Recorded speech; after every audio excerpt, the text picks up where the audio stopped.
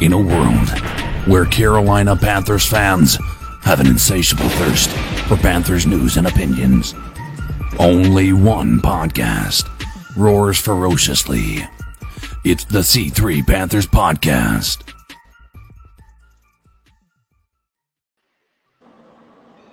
Ladies and gentlemen, welcome to another edition of the C3 Podcast. I am your host for today's Friday free-for-all, Cody Lashley. You know me from the C3 Panthers Podcast that we do every Tuesday night at 9. Today is the Friday free-for-all. That's right. This show is for you and by you, man. You can come in here and tell me whatever I want. I got someone in here who's going to tell me I don't know shit about music today, so I'm already excited for that, too. Let me introduce my two guests that are joining me to start the show. As always, Nick Montiero. What's up, brother? What's going on? How you doing, man? Good, happy to be here. Thanks for having me on again. Yeah, man. Like I said, you're my Friday free-for-all ride or die, man. I think you've been on every one, so salute to you, man. Kevin Boshoven, what's up, bro? Not much, man. Enjoying my day off. Drinking some basic bitch over here. Oh, man. You're going to come on here and tell me about music while drinking a White Claw, bro? I don't know if I can let that fly, man. I don't know. But, yeah, listen, I posted the link to the StreamYard. It is also in the comment section down below. So if at any point in time you want to come in and add to the conversation and jump in and talk with me and Nick and Kevin, you can absolutely do that, man. And as a matter of fact, we got somebody coming to do just that right now. First time on the stream, AJ Lindsay. What's going on, bro? What's going on, Cody? How you guys doing tonight? Doing good, man. I'm happy you could join, man. Listen, we've got a good show in store for tonight, man. Obviously, everybody knows what the big story going around the NFL today is. And listen, this is a Panthers podcast. If you're coming here to get advice on vaccines, you got a whole nother problem, okay? But obviously, oh man, yeah, look, that's what's going on right now. We're gonna touch on it. I'm gonna let people, express their opinions and say the things they want to say. But we're also gonna talk about a bunch of different things. Michael Thomas, aka Slant Boy, is looking to be out of the first half of the season for the New Orleans Saints. Yeah, you didn't know that? Yeah. They didn't say exactly how long, but Michael Thomas is expected to miss some times or miss a few weeks, according to Ian Rappaport. So we're going to talk about that. We're going to talk about Derek Brown looking absolutely shredded. And even with K1 Short in the background, we've got a lot to talk about, man. But before we go any further, hit the like button, hit the subscribe, hit the notification bell if you haven't done so already. Before we jump forward, Zach Altman in the stream. What's going on, bro? I'm doing all right. How you doing?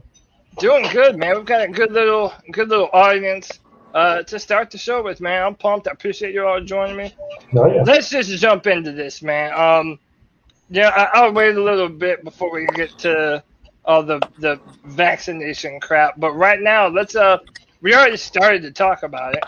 So let's just continue to go on with this. With the Saints, essentially, they're going to be missing Michael Thomas for Ian Rappaport is making it sound like he'll miss about 4 or 5 weeks of the season.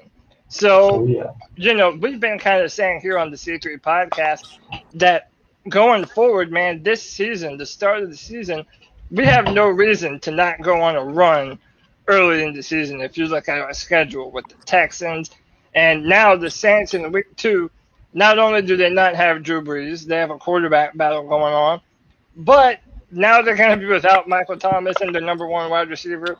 That's a pretty tall task. So do you think that this changes anything for the Panthers in the NFC South? And I'll let whoever wants to jump in and grab it, go ahead and go.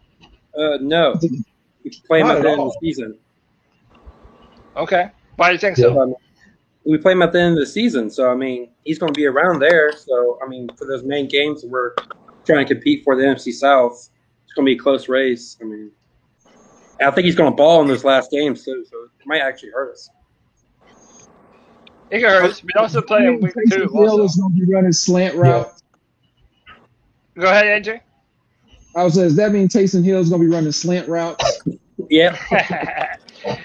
I'm assuming if it doesn't win the starting job, which everybody assumes that it's going to be Jameis Winston, but never underestimate the ego of one Sean Payton if he still thinks that Taysom Hill is going to be a starter. So let's go down the list. AJ, does this change anything for us? I mean, obviously we have to play the Saints 2 times. We're gonna play them early. Does this do anything for us? I don't think it does really anything for us. I mean, we honestly know what we have to do. We have to start strong because the end of the season is a murderer's row for us. So, I mean, if we don't start strong, our season is trash anyway. So, I say it's a must win. Absolutely, it's a must win for us. There's no reason we should not win these first couple of games. Boy, really, especially with J.C. Horn out there. Like, I feel like they're down a real considerable option at receiver. Defensive Rookie of the Year, J.C. Horn. Yeah, that's exactly who I mean, bro. Defensive Rookie of the Year. I'm glad I'm not the only one that's on that. Zach, what do you got to say about this, man? We played the Saints week 2 again, so we played them early and we played them late. So Michael Thomas will only affect one of those games, but I mean it is a big deal, and the Saints have won the damn division for 4 years in a row. So, what say you, man? I just pulled up the Saints' schedule, and their first 4 games are against the Packers, which, I mean, if they have Aaron, you could probably talk that as a loss. I mean, even with Jordan Love, they might be all right. And then us, and then the Patriots at New England, and then they play the Giants. They kind of have a tough start to their season, and if they could start a little slow and lose some of that momentum, maybe we have a chance to leapfrog them potentially. It certainly seems like we're chasing the Buccaneers. We're chasing. Everybody is. So is everyone. Yeah, everybody in the division is chasing them right now. You saw what they got last night, so. Yeah, everyone in our division is chasing them, and again, it just helps us. Like the fact that we have so many unknowns, and the fact that the Saints have a bunch of unknowns at the quarterback position and at receiver. It's better that we're not having to deal with 2 full-powered titans in this division, as rather than opposed to just one returning Super Bowl champion. One of the things that I wanted to mention. If you guys checked the my profile picture that I've been throwing together for these Friday free-for-alls, Derek Brown is looking thick, y'all. And when I say thick, I'm about to share with you guys these pictures. But there's 2 stories here. One is obviously Derek Brown and what we feel like he's going to be able to do for us this season.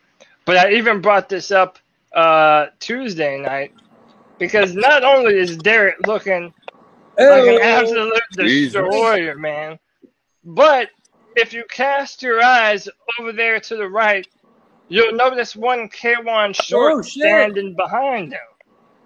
Yeah, man, that's KK over there. By the 89 J Stubbs, shout out for the love bomb, man. I appreciate you dropping some love in the chat. But yeah, I was talking about this on Tuesday night show. Do any of us think let's go ahead and start with K1. Do any of us think that would be a good signing for us to bring K1 Short in on another, maybe a really inexpensive 1 or 2 year deal to kind of help with this pass rush and add that veteran presence back to the football team? I as long as if he's cheap enough, I'm for it. But I don't think that we should spend all sorts of money on him. I don't know what numbers he would be looking for, but I wouldn't want to spend more than like $2 million, in my opinion. Yeah, I actually agree with that. If the price is right, then you can always have extra veteran presence on the roster. But at this point in his career, you can't really count on him to be a starter. So he's more rotational piece than anything. Yep. Yeah, definitely. And I guess that's the dependability is the big question with him, right? He's been hurt 2 years in a row. That's what. And he'd be a backup. So I mean, it's not like he's probably starting. Yeah. But I mean, I guess the only thing is that if he were to come in on a cheaper contract, 89 J Stubbs says something about 800,000, like a prove it deal, just to prove that he can stay healthy. Yeah. I wouldn't be opposed to it just because we have one. He has so much history with us, right? I mean, this guy has been with us, since that MVP run of Cam's. We went to the Super Bowl. But also, I think that we forget how many young players we have on this team. Like, we are easily one of the youngest teams in the NFL. On the line in general. Absolutely. Yeah, 100%. Especially. None of our. I don't think we have. Brian Burns is going into his third year. Yep. He might be a veteran. He's probably the most veteran guy on our defensive line, and he's a newbie for us as well. So, I wouldn't be opposed to that. But dude, let's talk about this mammoth right here with the giant glistening horns, dude. Derrick Brown. We're at that part of the season where everyone's posting to their Instagrams and Twitter, showing off videos of them training and practicing and shit. And dude, it's hard not to get hyped, when you see stuff like this. I have another JC Horn video that I'll show a little bit later too. He's looking just devastating. But what are we expecting from Derrick Brown this year? I felt like he had an underrated first year because he does play that one technique, and he's not a pass rushing defensive tackle, or at least not yet, or that hasn't been the game plan for him. But what are our expectations for Derrick Brown going forward? It's hard. And I'll let anyone jump in on this. It's kind of hard because he's not like pass rushing, getting to the quarterback type of defensive tackle. So it's hard to really see who's actually only in the run game, I guess. See anything. And honestly, I'm just going to say he's a non-defensive tackle at this point anymore. I mean, look what he did against Green Bay. I mean, he was really giving Aaron Rodgers fit. Yeah, he really was. I don't think it's controversial to say that he is one of our most, if not the most, important defensive player that we're going to have going forward.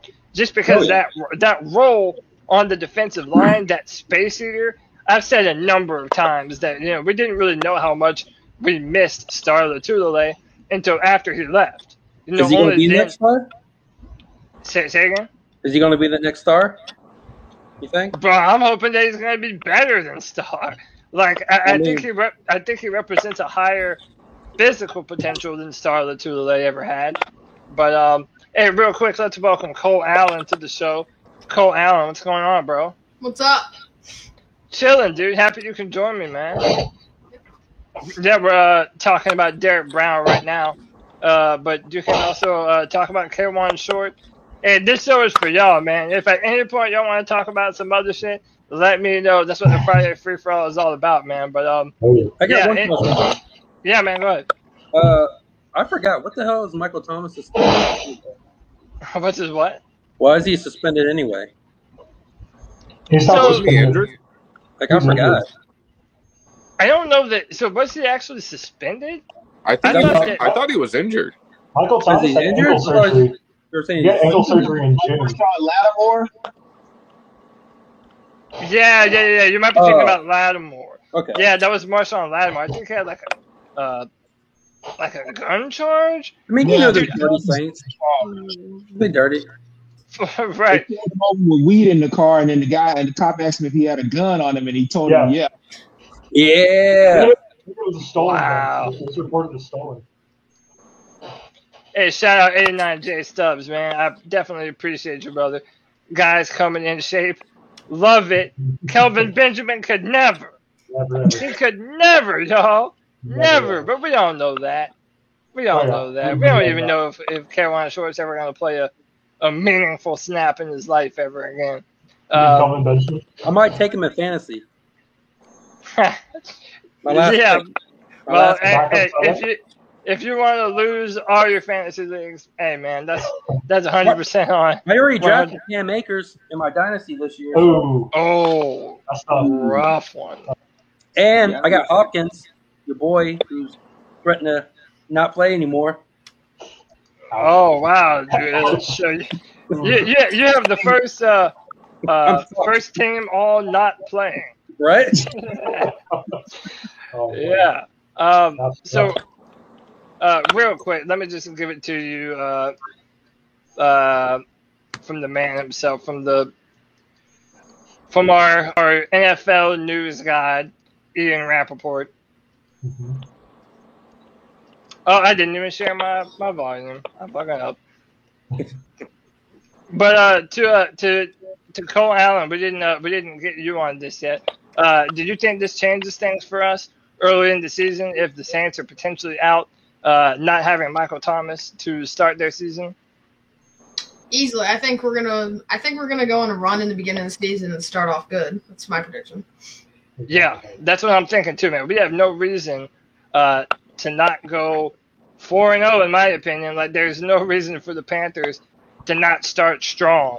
No, which no I reason think, at all. Yeah, I agree. yeah, I think we have a really good opportunity to come out on fire in a stacked division too, man. But Have you alright, seen real the first 4 games?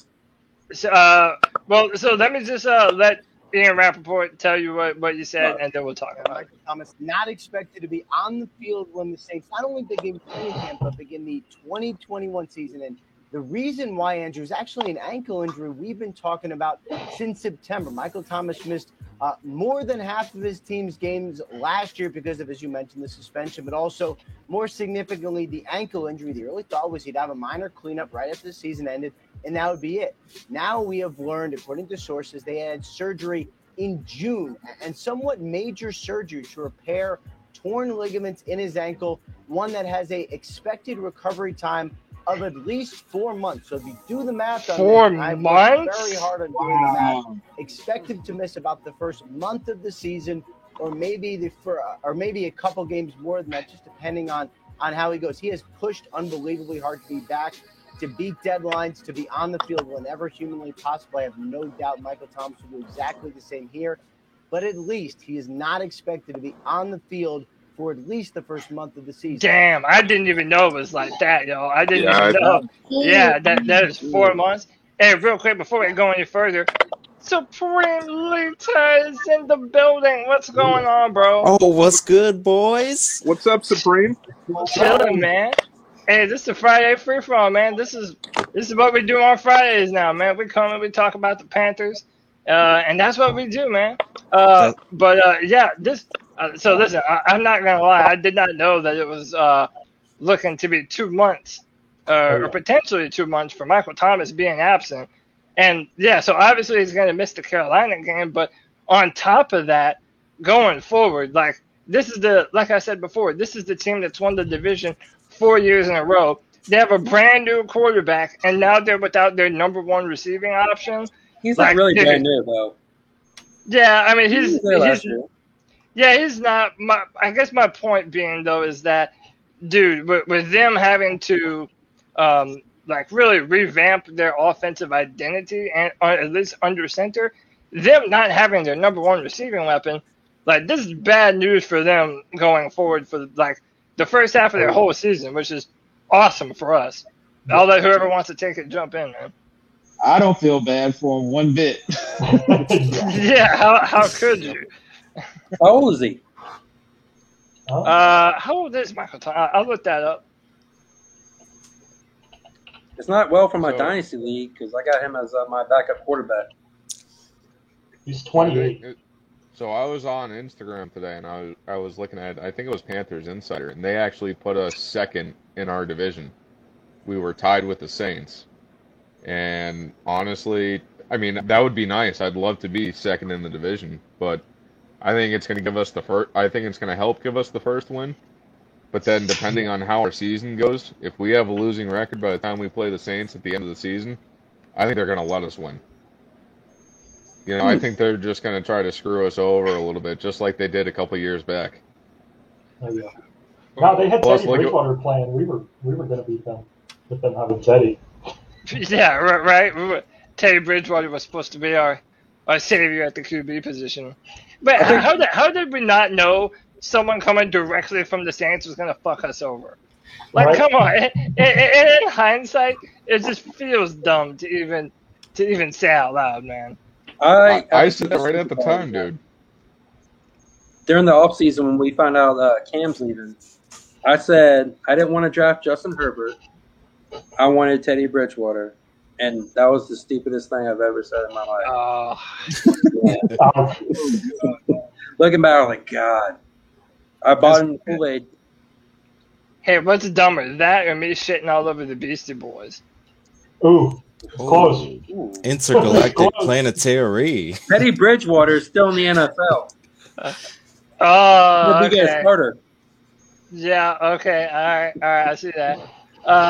He's Denver's problem now. Yeah, but he's not going to start for Denver either. Yeah, he can't make a fourth quarter ending drive. He can't play in the fourth quarter. Yeah, He can't 100%. play at all. He definitely I can't. would never say he won't start in Denver. Hell, he started for us last year. Yeah, Look I on the know. way. I guess it's who you think is a better, more dependable starter to start. Depends if you get Aaron Rodgers. Drew Lock or Teddy Bridgewater? Well, considering what Drew Lock did to our After defense. seeing Teddy? Oh, dude. Yeah. Yo, how did we make Drew Lock look like Aaron Rodgers? That was embarrassing. Yeah, I think we don't What talk week did we about play it last enough. We really don't. We don't talk about how embarrassing that game was for us. Like, that was seriously bad for us. Like, was gonna that do that kind game. of performance. And, that kind of leads us back to Derek Brown. I've been on record saying this on Tuesday night. I think our defense has the potential to be a top 5 defense this year. And I'm not just being a Panther fan on that. I look at the talent that we have, the young, dynamic players, and I feel like they're all on the verge of having a mega year. Like, at the same time, like, I feel like Brian Burns and Derek Brown could have a career year this year, and that changes our trajectory almost completely, I would say. I would say Carter's going to have a most improved year. Linebacker. Jermaine Carter? Yeah. Why do you say that? Oh, Why yeah. why Jermaine? I really liked him. Like when he came in and replaced Tirehead. I thought he was awesome. You get another year full starter. Yeah, what y'all think about this? 89J Stubbs. Shout out for the $2, man. He says the Saints could be a dark horse for Aaron Rodgers. Not with that cap. No Not way. with the contract. I don't see it. I don't think the Packers are gonna trade him. Well, Like, I Devontae Adams wants out. Yeah, I so heard that. the news is that Devontae Adams, all of the contract discussions between the Packers and his agent has stopped. So I don't know what that means. It means he wants Aaron Rodgers back. You know what? Yeah. Homie, what's his name? The backup. Jordan Love. Yeah, Yeah, you know Jordan. him. Yeah, We haven't seen Jordan though. He could be great. Yeah, but he Oh, wants yeah. Aaron Rodgers. If he had a choice, Yeah. he's trying to use that leverage. Yeah, I think they forgot that was Mr. Rogers' neighborhood. So, Mm-hmm. well, I like that. Do you so if Aaron doesn't get traded, then dude, I feel like every division this year has like a really interesting storyline. Like if you went through all of them, like especially every NFC division. But I'm looking especially at this NFC South division. Again, we talked about Tampa Bay. Everybody's already putting them in the Super Bowl again, damn near. But I really just I feel like every other team in our division, it could be anyone's guess as to what those teams are going to be. I have no idea if the Falcons are going to be worth a damn. I could see the Saints falling back down to earth, hardcore. And then again, like you all know with the Panthers, like we're pretty much depending on Sam Darnold being the answer. Second place or fourth place, I think. Yeah. Do any of you have a strong feeling about where we stand in the division as of right now, or is it just too early? I honestly feel like It's hard we to should say. finish second. Really, we should finish second. If everything falls the way it should fall, we should be second at worst. Yeah. But I mean, you got Tampa Bay guys that you guys pick out Tampa Bay Super Bowl rings. Yeah. Yeah, those were sweet. I hate them, but they're sweet. I haven't seen the ring yet. I've just seen Tom Brady continuing to make the rounds, being this like now cool, super relaxed dude who will cuss and shit, and is like, everybody's favorite quarterback now. Hey, and I'm up here in Maine, guys, so I'm telling you, these New England fans up here, I've figured out that it's not Tom Brady that I hate it, it's the New England football fans that I hate. Tom Brady's cool as shit now. He plays for Tampa Bay. But I can't stand Patriot fans. Just can't stand them. They're ridiculous. Same, dude. Arrogant. Same. I'm in Mass, and it's the same married thing. into Mass, and they hate Tom Brady. Yep. Bandwagon jumpers know nothing about their own team, and they're all spouting about how they love the Patriots. In this past season, you couldn't find a Patriots fan who's like, well, they're a baseball town. No, they all became Bucks. Yeah. So I mean, I can't tell you how many guys that Go ahead, Nick. I can't tell you how many guys I work with. They're wearing all Bucks gear now. And it started before the season even started last year. That's no good. It's like, no. I've been fortunate that I haven't. Those guys are the whole reason. I haven't had to encounter too many Patriots fans living here in Charlotte. Thank God. I still maintain that the fans that I always just get annoyed by the most is Falcons fans, because it's like whenever their team is bad, they disappear, and then whenever there's even a hint that they might be a halfway decent team, they want to talk all the shit in the world, dude. Oh yeah. And it's so annoying. That's how I feel about Saints. If you hate Falcons fans, then just think of that Falcons fan on steroids. Then you got Patriot fans. I believe it, man. I definitely feel for you and Nick being up there in that's Patriot territory. I'm sure you're insufferable. My best friend. I wear my Panthers gear proud, and I dare somebody to say something about it. Hell yeah, you do. Yeah. My best friend married a Mass girl, and her parents were diehard Patriots fans. And her dad hates Tom Brady. He thinks he ruined the Patriots by leaving. What? Yeah. I was like, what? He won you like how many? You might be the only person to think And he that. hates him. Like he ruined the team. He called him like a diva. I'm like, the guy won you how many? That Super team Bowls? ran its course. Yeah. That team ran its course. Just because Tom Brady hopped off the bandwagon doesn't mean that he destroyed the team. The team was already going to hell. They're Look crazy. at how many They players thought they had Stidham sit was out gonna last start. year. Yeah. Yeah. Well, Stidham's now injured too. Oh, is he? Is he even on the team? Is it him and Mac? He's him on and That's that a Mac- team, good but point. still. I didn't even know if he's still on the team after they drafted Yeah. Jones. He's still on the team, and it was supposed to be like a three-way competition, but now Stidham is injured. So now it's between Mac and Cam. Oh man, Mac and cheese. So by the way, just so you guys can see this Oh, I saw this. beautiful JC Horn My boy. footage. Oh yeah. Dude, I'm so pumped for this dude, y'all. I can't even tell you. I'm so excited to see him. defensive And, rookie of the year. That's Oh, yeah. it, man. Listen, we Gotta have keep to on bring looking. this into reality, y'all. We have to manifest Yeah. this shit on some real law of attraction shit. JC Horn is the defensive rookie of the year, y'all. I think he's going to have a career year, man, in his first year. I said this last Tuesday night. I know that this sounds crazy considering that we haven't seen him play a snap yet. I think he's already one of our most important members on defense. Oh yeah. Like already, I mean that kind of coverage ability, and he's 6'1", and he's 200+ pounds. Like this dude is a monster. I feel like we don't even know what he has the potential to do for this defense because we've never really had a shut down corner like what J.C. Horn represents. Did you see the stats? My words. Zach Wilson's gonna go after J.C. Horn week 1, and J.C. Horn's gonna make. Oh, he's about to pick him off. Oh, I can't wait, dude.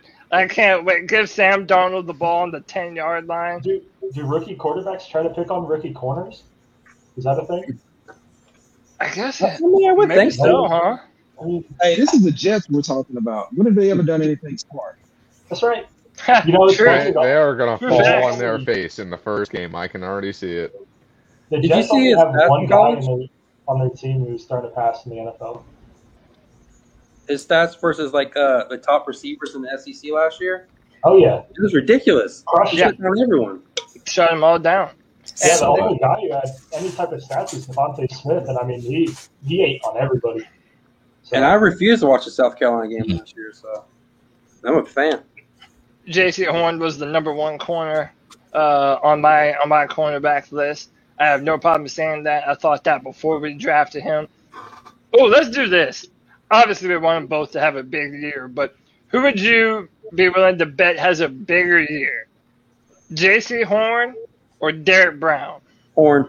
ooh, JC Horn. that's tough. He has more to do. I wanna- Brown just I wanna stops see and run. Brown. That's all he's really going to be doing. I'd say Guys, I really believe Brown's gonna take the next step as a pass rusher this year, so that's why it comes up. Okay. I think it's Brown, but maybe not stats. Like maybe the stats won't be indicative of it. Exactly. But, like, Yeah. he can push the quarterback back, and that just lets Burns and Reddick feed. So, you know, Yeah. Horn will have John- more to do. he might have Yeah. a bigger impact. John Coco Barrera says, but if Justin Fields balls out and we passed on him for JC, what then? Yeah. Like, listen. This is what I've been saying, and I put this on Twitter in relation to Sam Darnold. Obviously, I'm optimistic for him. I hope, and I do believe that Sam's going to be good. My thing is this. 2 things could be true. We could love the addition of J.C. Horn and what he does for us, and then still look at it like, well, we missed on Justin Fields. Like, both of them could end up being true. I think no matter what, J.C. Horn is who we think he is. So even if we didn't get our franchise quarterback this year, I'm pretty damn certain we got a shutdown corner. So at least there is that. And then you have all the other Panther fans that wanted to go the 49ers method and build up our roster and really build up the team, then give up the draft capital to go get a quarterback later. Yeah, maybe that's still in the cards for us, but dude, you can't tell me to not be excited about this man right here, bro. Oh, yeah. I mean, you look at I'm comparing it to the Giants and the San Diego, where Giants traded up, and then San Diego got Phillip Rivers and Sean Merriman, and they got Eli. It was like, which one would you rather have? Yeah. Because Eli didn't win that Super Bowl. I'm tired of Eli. I'm tired of loving Eli. That defense won that Super Bowl. Well, yeah. Eli Manning has always been a subpar quarterback. Yeah. In my opinion. Like, he's Eli never just happens to make the right plays in the big game. He made 2 good plays. He escaped that sack. Yeah. Yeah. But he turned it on in the playoffs. Like during the season, he saw. You know who that reminded me of? Joe Flacco. I felt like Joe Flacco was the same. They kind of play the same. Yeah, I mean they're both that super stiff pocket passing quarterback. But listen, I've said this before. I think the days of teams being able to get by on subpar quarterback play like that, I think that's over. Yeah. I think that's over. Well, defense too. That helps that. Like, yeah, you should have like a great defense and just an average quarterback. Defense is not really a big thing in the NFL anymore. You got to score. Supreme, who do you think's gonna have a bigger year, man? J.C. Horn or Derek Brown? Derek Brown, just based off all the talent he has around him on the defensive line, I think he'll be able to excel more. I'm not doubting J.C. Horn, but at the same time, I think Dante Jackson could have a breakout year if they fit him back into the slot. Like, I think that's where he's best fitted, right there in the slot.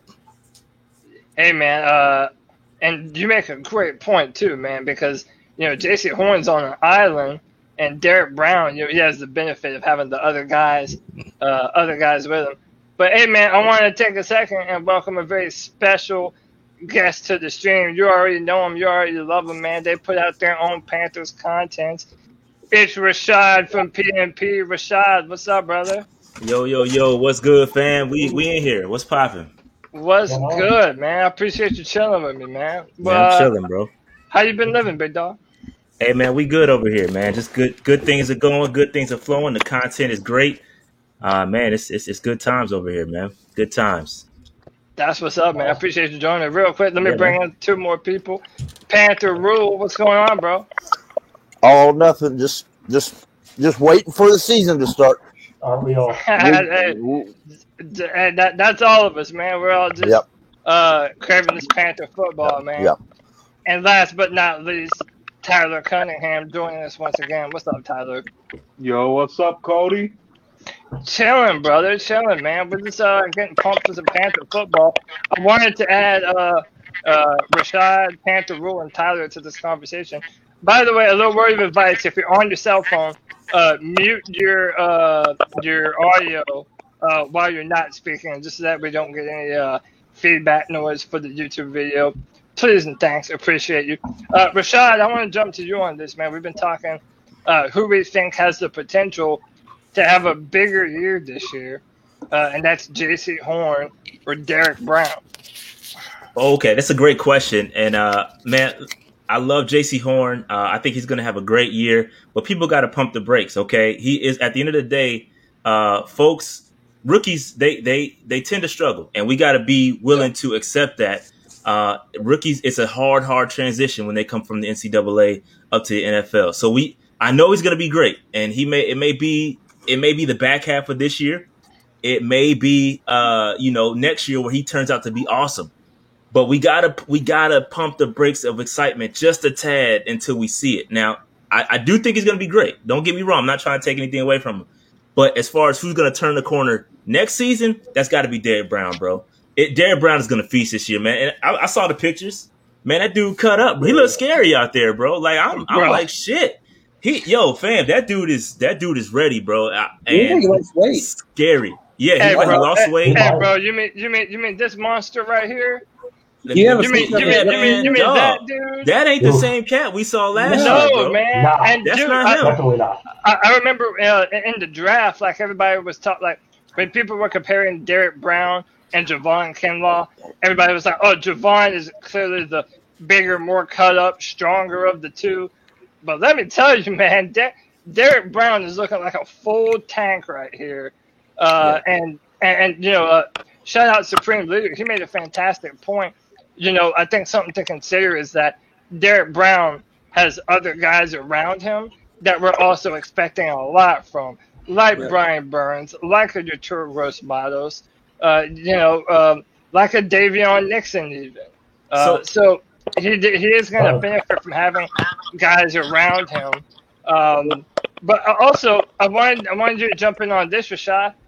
What you think about K1 Short standing there right behind him, bro? It's interesting, but hey, I put this in our Discord. Hey, fam, I'm cool on KK. I'm cool on it, bro. Like at the end of the day, man, that man is 32 years old. Let him go ring chase. Okay, we need to get younger. Yeah. We need to see our talent, right? We got Daquan Jones, and we got Morgan Fox. We got a lot of young guys. Let's go. Let's see them dudes play, man. KK, hey, bro, appreciate your service. You are a Panther legend in my heart. But at the end of the day, we got to get better. And KK, I think he got to go find a ring somewhere else. Let me jump back to Derek Brown real quick, because we also got to think about this with Derek Brown. All right, look at what was supposed to happen last year. He was supposed to be the complement to KK. KK goes down, he becomes the man. He's playing beside other rookies. Okay, it wasn't supposed to happen like that, and he still feasted. So imagine what he's gonna do next year, next to Daquan Jones, a former captain of the Tennessee Titans. Imagine what he's gonna do next to Hassan Reddick. Brian Burns. It's going to be our defensive line. I'm telling y'all, man. If it's anything to be excited about for the Panthers next year, this defensive line is going to be a problem. I'm on board, bro. I've been saying this has the potential to be a top 5 D line, and that's no cap, bro. Like, that's real. These guys are monsters, and again, like, everyone on the team is an improvement year, in my opinion. Like, all the players that we love, Brian Burns, DJ Moore, even Christian McCaffrey has a lot to prove in staying healthy. This entire team has a ton to prove. And I feel like when you add a bunch of guys with a ton to prove in a division where everyone's sleeping on us, dude, that could be a nightmare scenario for these offenses going forward, man.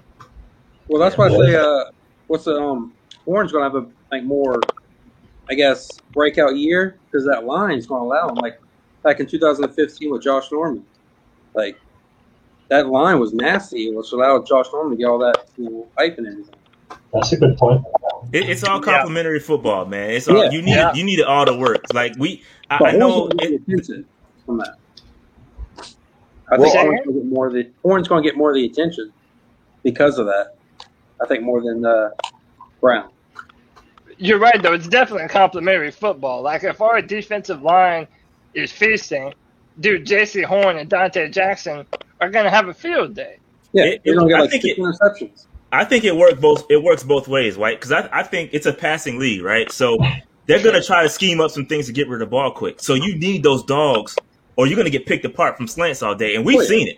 Panther Nation dog. We've seen us get picked apart with slants. So like it doesn't matter how great your defensive line is if your backside is weak. Pause. All right. Yeah. So if you're gonna get picked apart with slants, then it ain't gonna matter. So we got to have those dogs on the outside too. So it's all complimentary football because it's a passing league. So you got to have the dogs in the backfield too. Definitely have the dogs. Go ahead, man.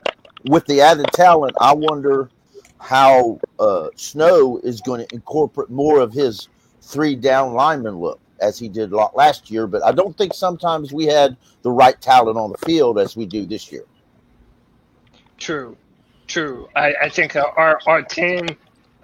We're in second year of the rebuild, and I feel like every year we've added truly foundational pieces to both sides of our football team. We all know and love Jeremy Chin and expect a ton from him. And then I think adding J.C. Horn to that, and potentially having Dante Jackson having another big year. Yeah, we've added some really good pieces to our defense. Hey, I wanted to go back real quick now that we have more people on here. Michael Thomas is going to be out 2 months, or saying 2 months. So again, if you weren't on here when we talked about this, I'll let pretty much whoever jump on and say whatever they want. One, what does this do for us in the NFC South? And what does it mean for the Saints? And obviously, how much better is this for us now that the Saints are without them? And like I said, whoever wants to jump in. Go ahead. I've been talking a lot. Go ahead. I'm sorry. We play them week 2, I believe. And week 2. And I think, to be honest, if we go in and dominate, not saying we will, I want to dominate. So if we just go in and dominate them, Sean Payton's going to try his best to rearrange his whole team over that. Mm-hmm. I mean, it depends. If we go in and the Saints get whipped early, not just by us, I believe that could be a game breaker for Sean Payton to see how good he can change that team. Yeah, I think it's important. Saints aside, it's important for the Panthers to go out in week 2 and get that W, right? Yeah. We got a real week 3 game. These are winnable games. Jets week 1, rookie quarterback. You got the Saints week 2, no Michael Thomas.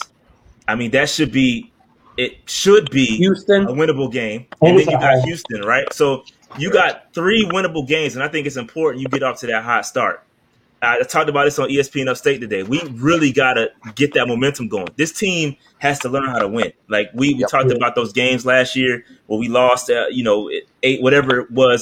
possessions, whatever. Y'all know the stat. We got to win those games. We got to learn how to win, and that is something that we need to do ASAP. So if we can get those quick 3 wins, string those wins together, bro, it's momentum moving forward. So I think it's important. It's important. Saints aside, it's important for the Panthers to go ahead and get these dubs immediately. So what do you think is more important to win, week 1 or week 2? I'm saying weeks 1 through 3. Week 1. Oh yeah, dude. But I'm just saying, if you look at week 1 and week 2, and you can only win one, which one are you taking that W? You gotta win week 1. Right?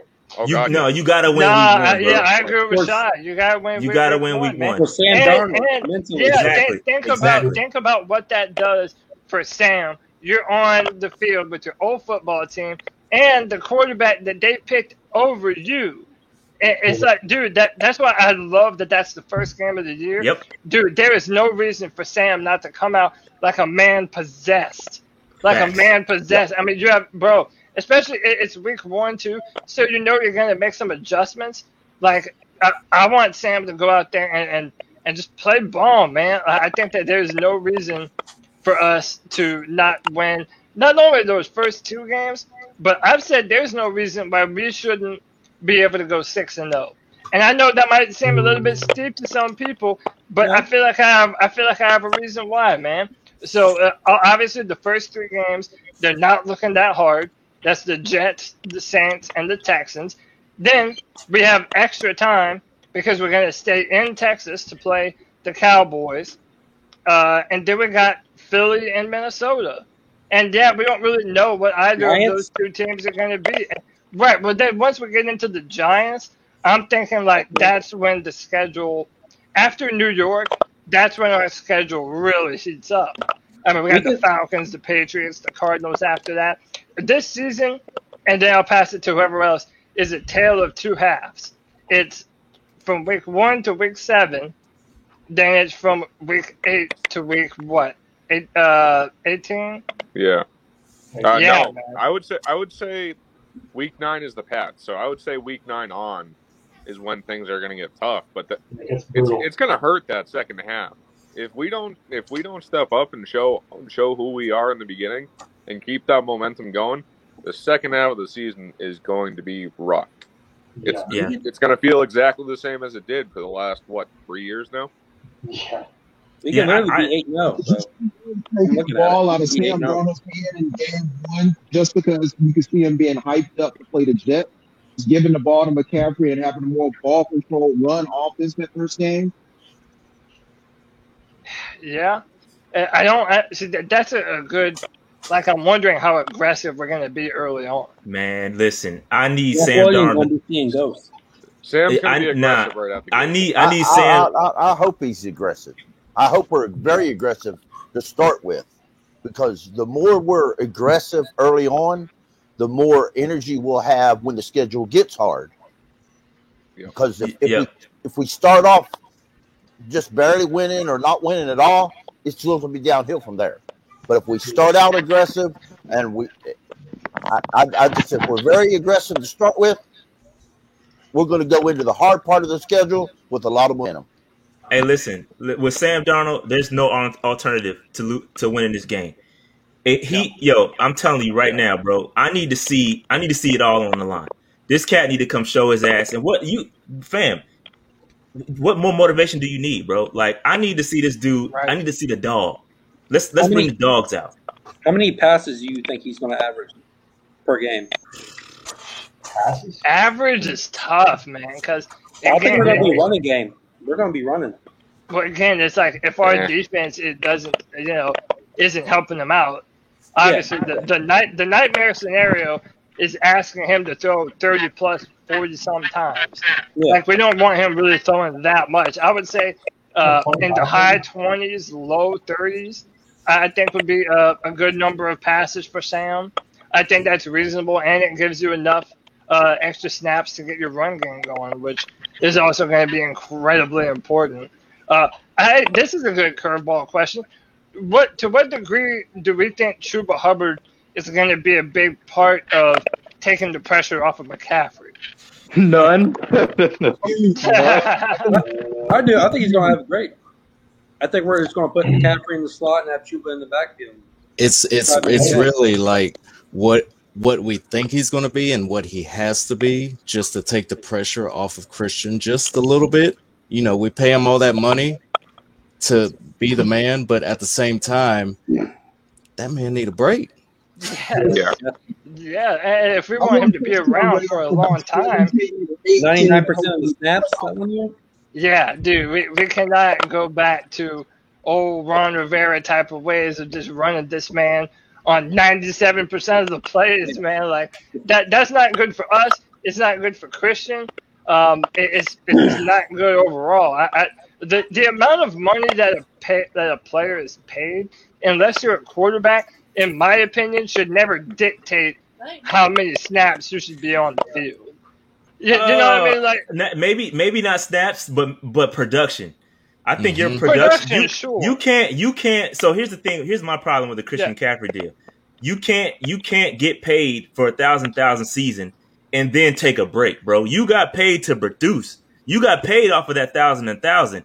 Yeah. Obviously, now that we've drafted Chuba, he's likely never going to hit that again. But you paid him at the peak. That's backwards. That's hustling backwards, right? Yeah. So. Man. I mean, it's a balance because you want to see Chuba. You spent the 4th round pick on him, so in my estimation, I think 7 touches a game should suffice for Chuba. Is he gonna get it? I highly doubt it, bro. Yeah. Yo, once Christian gets in his bag, bro, he's not coming off the field, man. Good luck peeling that dude off the field. He's a competitor, bro. He's not coming off the field. I believe McCaffrey. Christian McCaffrey like they did Jonathan Stewart and D'Angelo Williams. Again, give Chuba what 12 to 15 carries a game. That ain't happening, bro. It makes sense with Sam Darnold. Forget about that, bro. It's not happening, bro. And see, look, I've got to co-sign Rashad on this, man, because one, shout out 89J Stubbs for the donation. Appreciate you, man. Is Terrace Marshall going to be ready for Week 1? That's a great question, and I promise we'll get back. We'll get back to it definitely. I wanted to say this though. I'm on Rashad's team because like a lot of fans come at me like I'm not a Christian McCaffrey fan. And dude, I love Christian McCaffrey. We love C-Mac, bro. Yeah, I love what he does. I love the kind of talent he is, and I love what he does for this offense, man. But you know, it doesn't change the fact that one, we paid him too early, and we paid him too much, and it's just because he's a running back. And honestly, cut and paste any name right there, I'm saying the same thing. If it's Derrick Henry, I'm saying the same thing. If it's Nick Chubb, I'm saying the same thing. Saquon Barkley, whatever. I mean, you pick that, you know, and it's not against McCaffrey. You know, I just think if you look at the past 10 years, most of the teams that win the Super Bowl, they're not coming out of pocket for multiple millions of dollars on a running back, man. Especially when you have undrafted free agents that are coming in and breaking records in the playoffs. It's you know.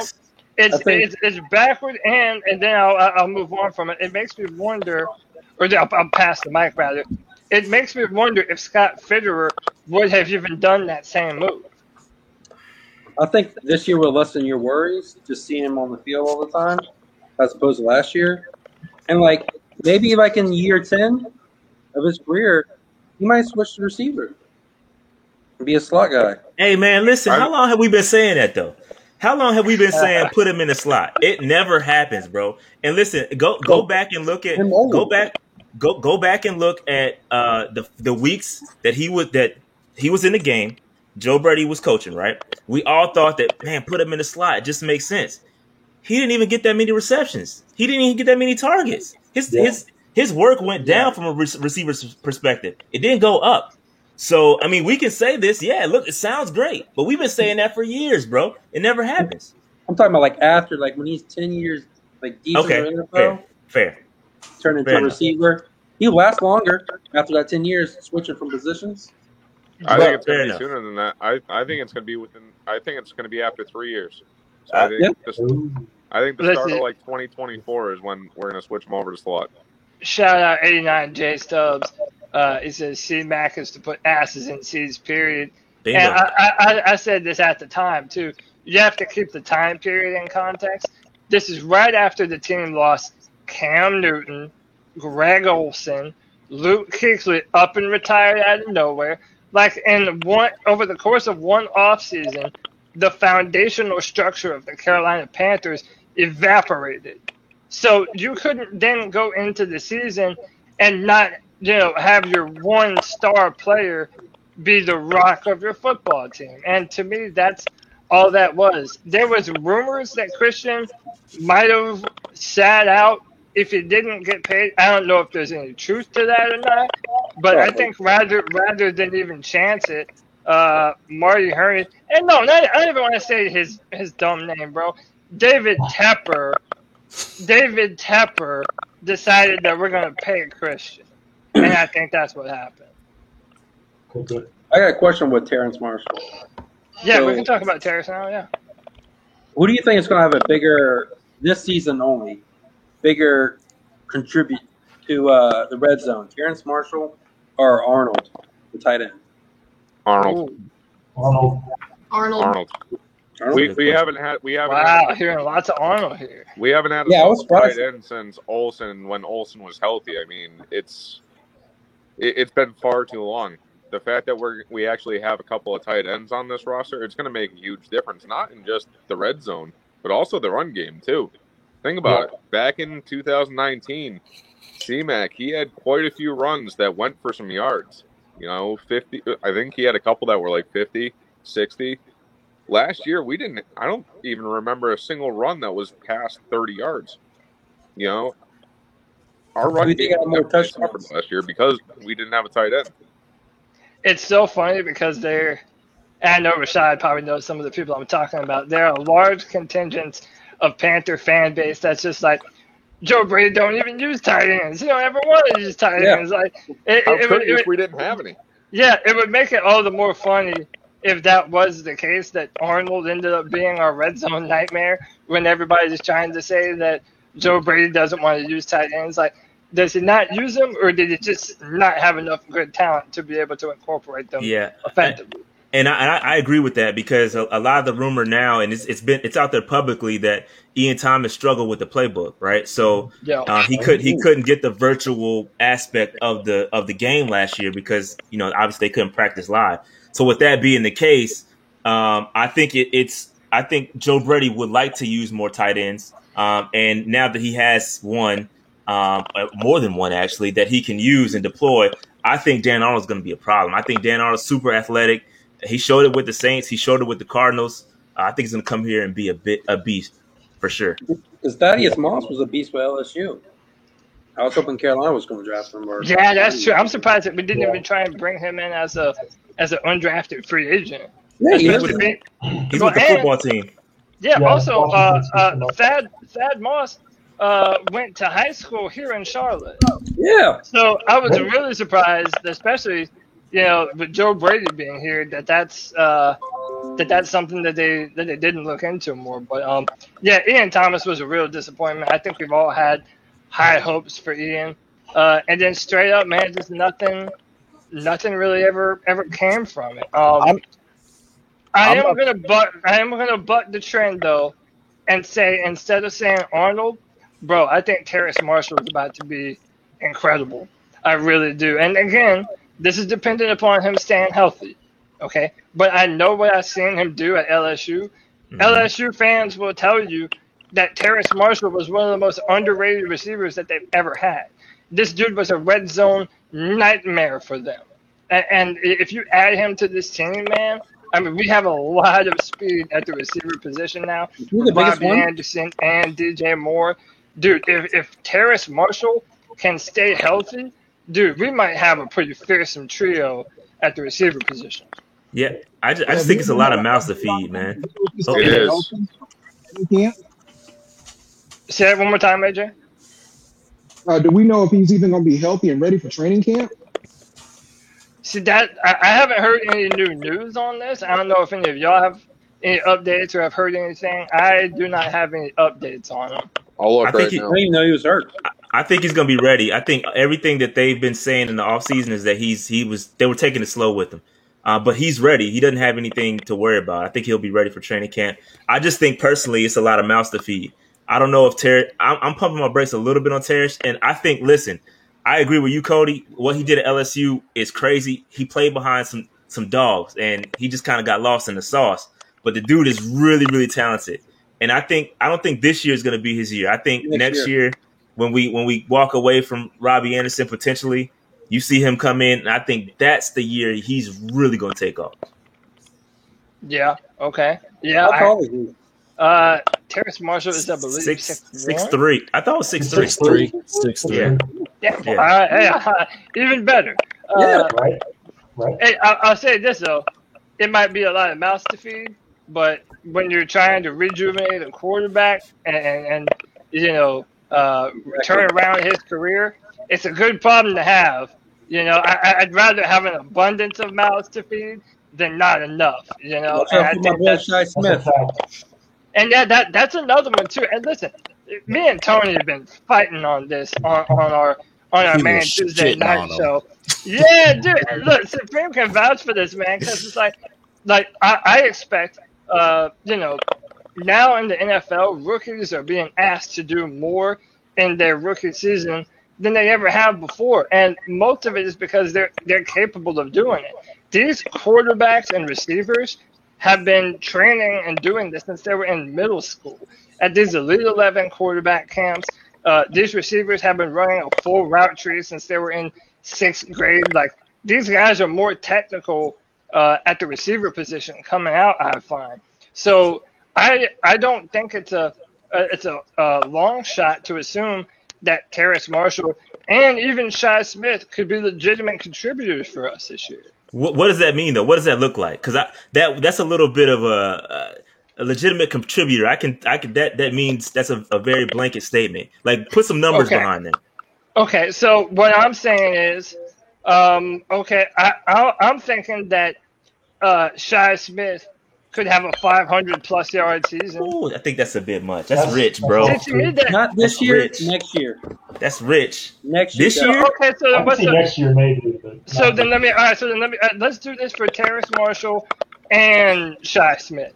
What are reasonable expectations for both of them coming into this season? Maybe I'm an optimist, but I think Terrace Marshall has to stay healthy. But don't say it, Cody. What, man? What, offensive rookie of the year? What? No. Earlier. I'm joking. How many passes Sam Darnold's going to throw, though? True, man. Again, there's a lot of nuance to this because we're working new guys into the system, too. But, we were even debating who would have a bigger role on the team, Terrace Marshall or David Moore, who we brought in. Isn't that his name? I'm probably messing up his name. David Moore. That's right. The guy from Seattle. And again, man, I don't know. I've watched these guys on film, and I think they're quality wide receivers. So it wouldn't surprise me if both of them turn into meaningful contributors, somewhere between 300 to 500 yards. And I think for Marshall, it could be even more. Yeah, I think. Oh, go ahead. My fault. I was gonna say about Shi Smith. Don't sleep on him because I'm a South Carolina fan. There was hot garbage at quarterback. Just, you think Teddy Bridgewater was awful? Look at South Carolina's quarterback. They were abysmal. The fact that he if they had a decent quarterback, he would have been in the top five rounds draft pick, probably top 3. He was a beast at receiver. It's like garbage quarterbacks. So I just looked it up, and supposedly Terrace Marshall is already back at practice. Nice. That's good. Yeah, he's healthy. He's healthy now. Yeah. And then Adam Sanders says he'll be ready. That's the word on the street. Shout out Sideshow Rob says 27 yards a game. We'll get you 500 yards over 18 games. See, Sideshow Rob, I knew you was my man, bro. That's what I'm saying. How about this? The Panthers haven't had too much of an opportunity to have an empty backfield, partly because their offensive line just can't do it, right? I don't think they may. But I still don't think they can do it. McCaffrey being there, scared. True. But, again, think about the speed and the talent that we do have now, man. DJ Moore, Robbie Anderson, Terrace Marshall, Shi Smith, David Moore. Like, when's the last time that you seen the Panthers go 5 wide? Like, Never. Yeah, maybe The never. very Like, last play of the Steve game Smith, when we're Musa down by Muhammad. 5. yeah, Hail Steve Mary, Smith maybe. might have been on the team the last time that was a reality. So, again, man, like, I just love that we have so many talented receivers. Like, it's a good problem to have, I think. Yeah, but you want to know something, man? The one thing that comes to mind when we're talking about the whole tight end thing, and if Dan Arnold actually becomes a real red zone threat, imagine what they're going to say about Greg Olsen. The fact that we got rid of him, that sort of deal. If one of our tight ends comes in and just steals the show down in the red zone, everyone's going to be like, "Oh, we should have kept Olsen. He would have solved the problem last year." And it's like, do we not? I just don't want to have that conversation. You know what I mean? Because it's Greg Olsen wouldn't have solved the problem last year. Yeah, I don't think anybody's gonna put that together. Olsen's been gone for a little bit, so I don't think anybody's gonna put that together. It's, again, it's tough though. We have so many question marks. Like I said before, there are, people that think that Joe Brady just doesn't want to use tight ends, which I don't think is the truth. The way they use Thaddeus Moss, I mean, he likes to use tight ends. Yeah, he definitely likes to use tight ends. And I've said this of Phil Snow, but I think it's true for Joe Brady too. Like, we didn't really get to see what our offense and defense is truly intended to look like last year. Definitely. Like, especially on defense, I know a lot of people were complaining that we kept doing that 3-3-5 formation, and they were like, "Man, that's some college bullshit." But I kind of, I want to hear your guys' opinion.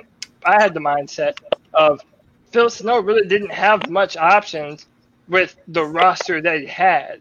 He had a lot of holes on defense. He had a lot of holes on the backfield.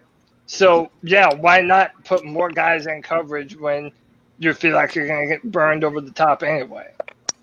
Didn't Aaron Rodgers say, like, that was the most complicated defense he faced that year? Like on Pat McAfee's show?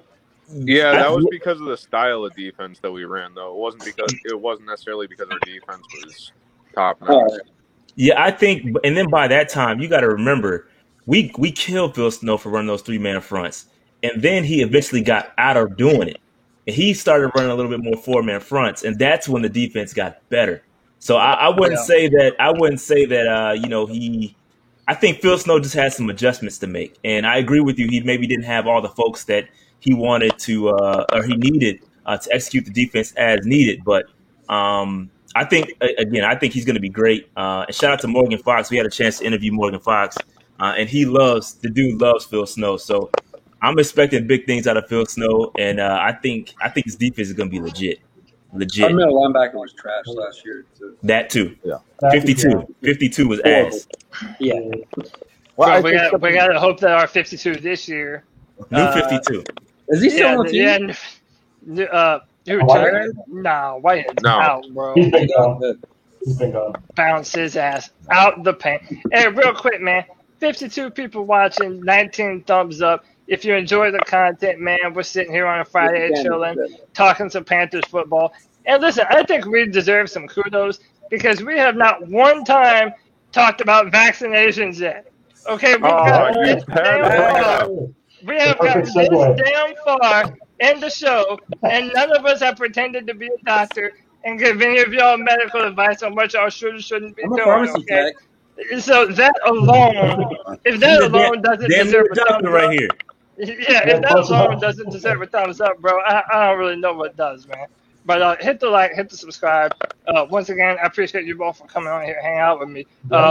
Let's kind of transition to that defense a little bit more, man, because I've got that defense on my mind, right? And we it's already kind of being mentioned in the chat. We could be a 5-2 with Hassan's hand in the dirt. What is going to be our base defensive formation? Are we going to be a 3-4 team? Because we're kind of built to run that, but we're also kind of built to be a 4-3 team also. I've asked this question a few Fridays in a row, but it's still a good question because I still feel like none of us really know for sure. So, yeah, let me know what you guys think. Both. I have no idea. No, well, I mean, we should know because Phil Snow said it's going to be a base 4-3. He said it already. I mean, whether he changes it, I mean, he's welcome to change his mind, but he said it's going to be 4-3 base. But don't we feel like, especially with Brian Burns and Hassan Reddick, like knowing the kind of pass rushers they are from that standing linebacker position, like doesn't it kind of feel like we're more set to run the other way? Like Derek Brown could be a 1 tackle or a 0 tackle, like. It really doesn't matter too much. Wasn't Reddick like 3-4? Doesn't he mostly play in 3-4? But they bounced him around a ton. They didn't really know how to use him his first couple of years over there in Arizona. And then last year he played like a man possessed. And I think he had 10 sacks last season? 11, something crazy like that? I think he had. Did he have 13? Thought he had a bunch. It was double digits. It was 13. It was 11, wasn't it? Yeah. Yeah, it was double digits for sure. I know that. Yeah, it wouldn't shock me for Phil Snow to go back and try some of that 3-3-5 again with the added talent we have this year. And if it works, he'll use it. They're going to do a little bit of everything. They aren't going to just stick with one. I mean, they're going to try to change it all up, try to throw all the opposing team's offenses way off whack. You know, now that we have the personnel to really mess with other teams' offensives, we're definitely going to change it up. What do you think Gross is going to do this year? Because Cody had me hyped after we drafted him. I'm not ready to write him off. That's for sure. Especially if what Rashad's saying is right, and I know that Phil Snow did say that we're going to be a base 4-3, and if that's the case, we're still hoping that Gross Matos can really turn it on. I had a high grade on him when he was coming out of college. I had him as even a fringe first round pick. So I like his potential. So did Madden. To see him kind of turn it on. Listen, I can't stand the coaches at Penn State, man.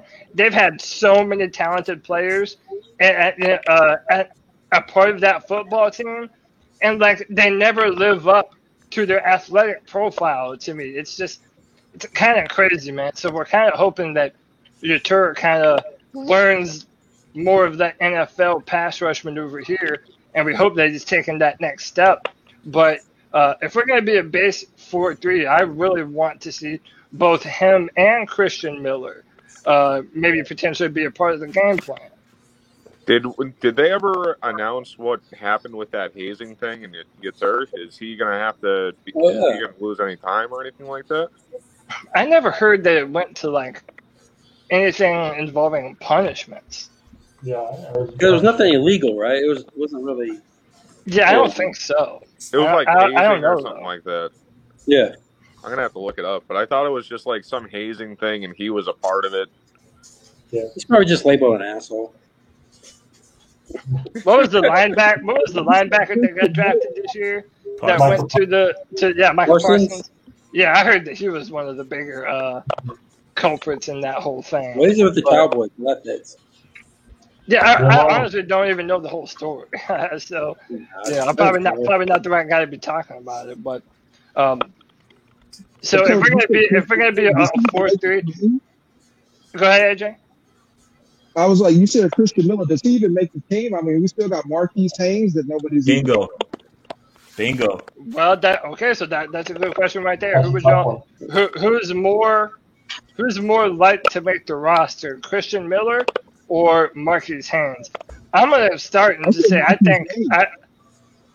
kind of think Miller, man. I kind of think he has a higher ceiling than Marquise Haynes. And remember, I think this is Haynes' 4th year. Yep. So we're still asking him to do something that we haven't really even seen him do yet. So either answer is good. If you look at the contracts from a contract perspective, Marquise is in his contract year this year, and then Christian Miller, because he opted out for COVID, is still in his 2nd year, I believe, of his deal. So if you're looking at it from that aspect, Christian Miller on a rookie deal might be more valuable than Marquise Haynes on a contract year. So I don't know, but at this, I don't know. I don't know what they're gonna do. But I think Christian Miller got to watch his back, especially from a guy that opted out last year. maybe I know he may opted out first. I think he had like a medical concern, but does he have that kind of all-in mentality that Matt Rule? Something you got to think about. I don't know. I'm not saying he's not going to make the team. I'm just saying that something you got to look out for. Bro, that's a good question though. Do you think players look at other teammates different if they just decided to opt out of COVID just because they was trying to be safe? You know, I don't know. I don't know either. Yeah, I just brought it up, but I have no idea. They might not say anything about it. But... Say again? Didn't they get like there's some type of benefit if you have so many players opt out for COVID? Like some with a salary cap or something like that? I don't say there was no penalty to them or something. Like I know Starla Tula opted out for Buffalo. I mean, a bunch of the Patriots signed like a couple people because they half of the Patriots roster opted out last year. Yeah. So I don't know. It's definitely a good question, man. Guys, you might as well just jump into it, bro. I've tried to put this off, bro. Listen, Nick can vouch. Talk about your boy. I was talking to Nick before the show. I'm like, dude, I do not want to come on here today and do a whole damn podcast about vaccinations, bro. Like, I'm just not feeling it. But like, it is relevant, and I don't want to not talk about it. And look, this is y'all's show, man. I want everyone's opinion to be heard. That's what the point of the Friday Free for All is. So, with that said, let's just jump into it, man, because it's looking like a lot of NFL players, more than previously thought, they're not down with getting vaccinated, man. And now the NFL is imposing all these different rules and fines, and they're going to lose bonuses, and they're going to have to quarantine and not be able to see their family. As of right now, a coach for the Minnesota Vikings has been fired for refusing to get vaccination, and a coach for the New England Patriots has been fired for refusing to get vaccinated. Once more, before we go forward here, none of us are doctors, and none of us are telling any of y'all what to do. Facts. All the opinions you're about to hear are coming from the person saying them, okay? Nice disclaimer. And everyone is entitled to their own opinion, okay? Personally, I think there's a saying that goes around abortion, her body, her choice. And it's funny how that only applies to women and abortions, but yet if a man decides, you know what, for whatever reason, I had a bad history or a bad reaction to a vaccination before, whatever, you're not allowed to decide as a man if you want to get a vaccination or not. And the NFL is pretty much forcing their hand and telling them what they should and shouldn't be doing. I'm not for it, but the devil's advocate position is you're hurting your football team if you're refusing to get vaccinated and not participate in all the normal team events. So I'll let all of you jump on and whatever you want and say whatever you want. Again, man, I'm just I'm interested to hear what people think about this. Real quick before we go, shout out to 89J Stubbs, man. $2.99. I appreciate you, brother. Rule don't like to push back. He'll keep the younger player. I agree with you, man. But all right, jump in. I said my part. So can you blame them for not wanting to get vaccinated? They are NFL athletes who make their money based off of what they can do with their bodies. Okay? The vaccine has not had the long-term testing that it really needs. While it is absolutely amazing that it is out as fast as it was, and how amazing it is that it actually works and it's effective, coming from someone who actually works with their body every day, doing electrical work, I can't blame them for not wanting to get the vaccine. I don't want to get it because, God forbid, something bad happens and I have a bad reaction. Who's paying for me to stay home? You know, who's going to pay to take care of me? And I don't want to put that on anybody else. You know, that's just my 2 cents. I can't blame them for not wanting to get the vaccine. And we already proved last year that we could move around games and make things happen. And while it was a pain in the neck, it worked. We played every single game. The fact that the NFL wants to play hardball and mandate that a team loses if there's an outbreak on their team, which, mind you, even if you have the vaccine, you can still get COVID again. Just a lesser. Yeah, Rich Eisen said he was vaccinated twice, and he came down with COVID. So yeah, it still happens. It's not as severe, but it still does happen to people where they'll get COVID again. So what happens if a team is 100% vaccinated and they get COVID? Are they going to have to forfeit a game? No. So did you hear it? So the actual rule is if there are if the NFL. By the way, somebody there's an echo going on. Somebody mute their. If you have your audio coming through your phone, just mute your microphone until you speak. But if the NFL has to reschedule a game, and it's because of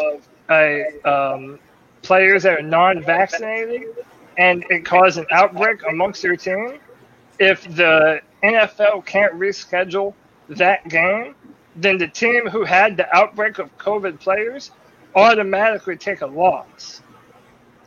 Yeah, but what I mean is what's going to happen if an entire team is vaccinated and there's an outbreak on that team? You know, that rule specifically says unvaccinated players. Unvaccinated, correct. Yeah, so...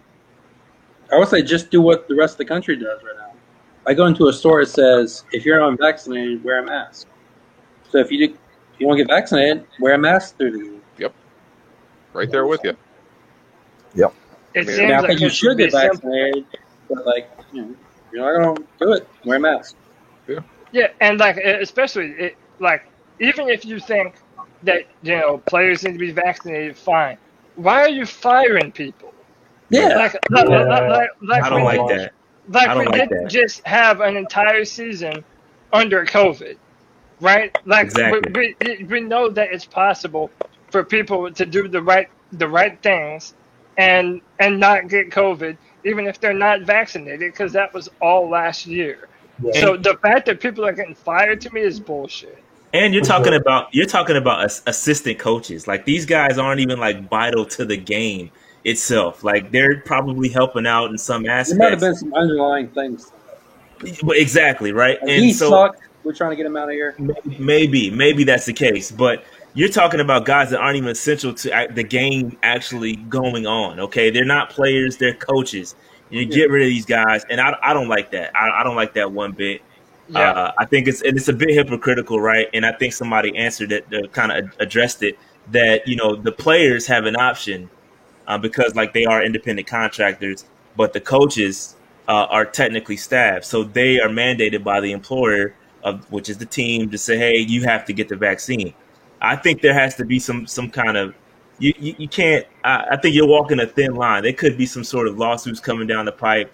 I don't know, but I don't like it. I don't like it one bit, man. I think everybody should have their own right to do what they want to do, and I think you should be able to adjust. Again, like everybody else is saying, we just had an entire season, bro, and it went on just fine. You can survive with more than half the league getting vaccinated, but I think you can survive without it.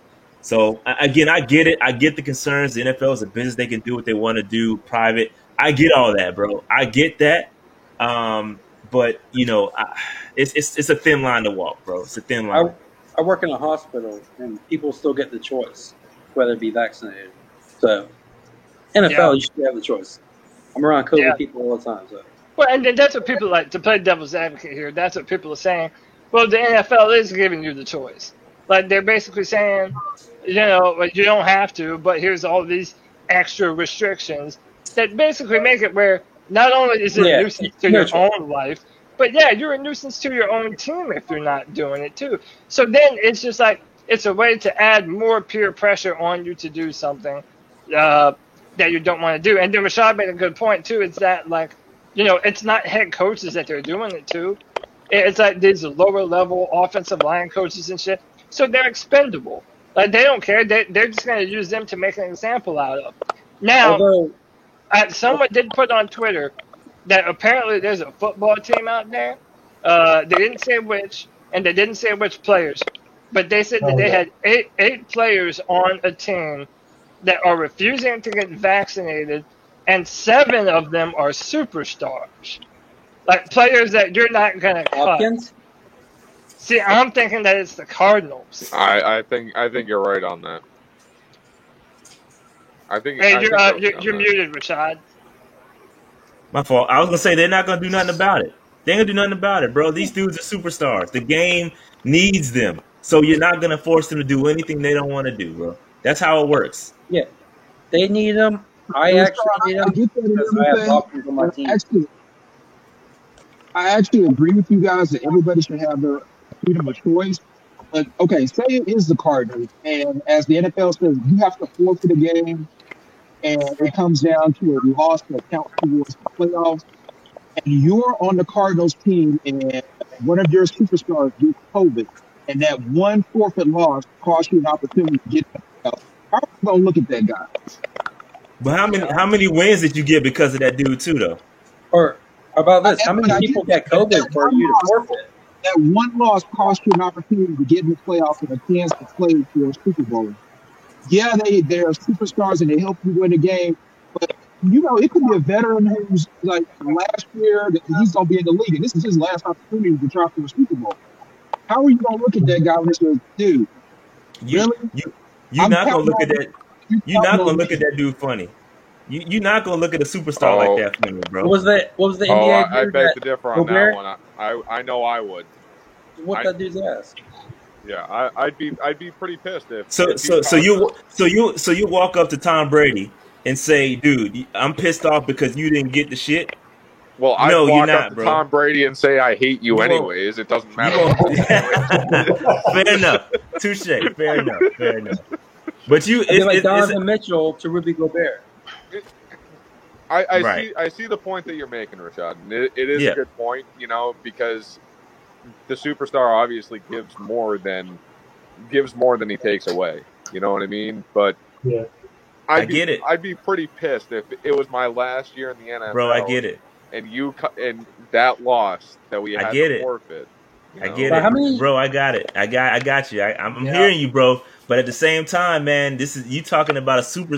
We're not talking about bums at the end of the roster. We're talking about superstars that help you get the W's. And I think at the end of the day, let's say hypothetically speaking, let's say a player twists their ankle, right? And he goes down, and you lose the next game because he twisted his ankle. I don't see the difference there. How many people have COVID? Another thing, say if that superstar player is on the final year of his contract, do you think upper management is going to look at them funny when it comes to a new contract on how much they want to offer that person, considering they just cost them a chance for the playoffs? No. Depending on what level those people. I feel like depending on what level those people. Doesn't like delete that tweet. Yeah. So for example, like if this is Patrick Mahomes we're talking about, which it isn't, I think he's already vaccinated. Nobody gives a crap about him. But like if it's that level of superstar, like what you gonna tell him, man? Like again, like DeAndre Hopkins deleted his tweet. By the way, real quick, shout out 89J Stubbs. We love you, bro. He's funding the whole. He's funding all the podcasts. Man, he's funding all the podcasts. Bro, he was in Pat Coltrane's joint earlier. I know he's in yours. He's always in here. Shout out 89. You know we love you, bro. He's the man, bro. NFL don't really care. They don't want to lose no money. Ain't that the truth? Yeah, they're only concerned about their bottom dollar. And okay, even though I agree with Rashad, and you've all heard my opinion on this. Like, I understand why the NFL is like, nah, bro, we're trying to have a full season. We're trying to have a stadium full of fans. Like, we're trying to, get back to life as normal. Yeah, I get that. But, like, is this going to be an every year thing? Like, is it every year that, we're going to be doing the, everyone has to have the brand new COVID virus? Because that there's going to be another one next year and another one the year before. It's just going to be like the flu shot. Every year you're supposed to get your flu shot. Now every year you're probably going to have to get your COVID shot. So I don't think this story is going to go away. I think it's going to continue to be. You got to draw a line, bro. I agree with you, bro. And what, if anything, no matter where you fall on this argument, one of the things that I think we're all understanding is that a lot more players have a problem with this than we previously thought. Yeah. Like apparently this is it's enough of a big deal that the NFL is putting out more information about it. And now players are voicing their concerns, not only with the NFL, but with the NFLPA over how they've bargained over COVID and stuff like that. So, again, it's tough, man. I read a story that the Panthers, I don't know if this is true, that the Panthers are one of the most vaccinated teams in the NFL. So, they're this like 80% vaccinated or something like that. Yeah, this might be a non-issue for us anyway. So I agree. Like the rest of the country, you go into a store, you're vaccinated, you don't have to wear a mask. If you aren't, yeah, that's how it should be. But I agree in regards to the Panthers. I think I've read the same story, but you also gotta look at it from this side, from this aspect. We are a young team, right? Yep. So we're a bunch of young guys. These guys want to play. They're a little bit more impressionable. They're gonna listen to their coaches. We just drafted 11 rookies, right? Those guys want to play. They're gonna get the shot. Money. Yeah, they're gonna get the shot, right? Look at the more veteran-laden teams, the older teams. These guys been around. They got their money. It's just different. So I think we benefit from being a younger team. You're going to see players that are a little bit more willing to do what the coaches tell them to do. That's why Hawkins made that tweet. Bingo. Yeah, he got his money.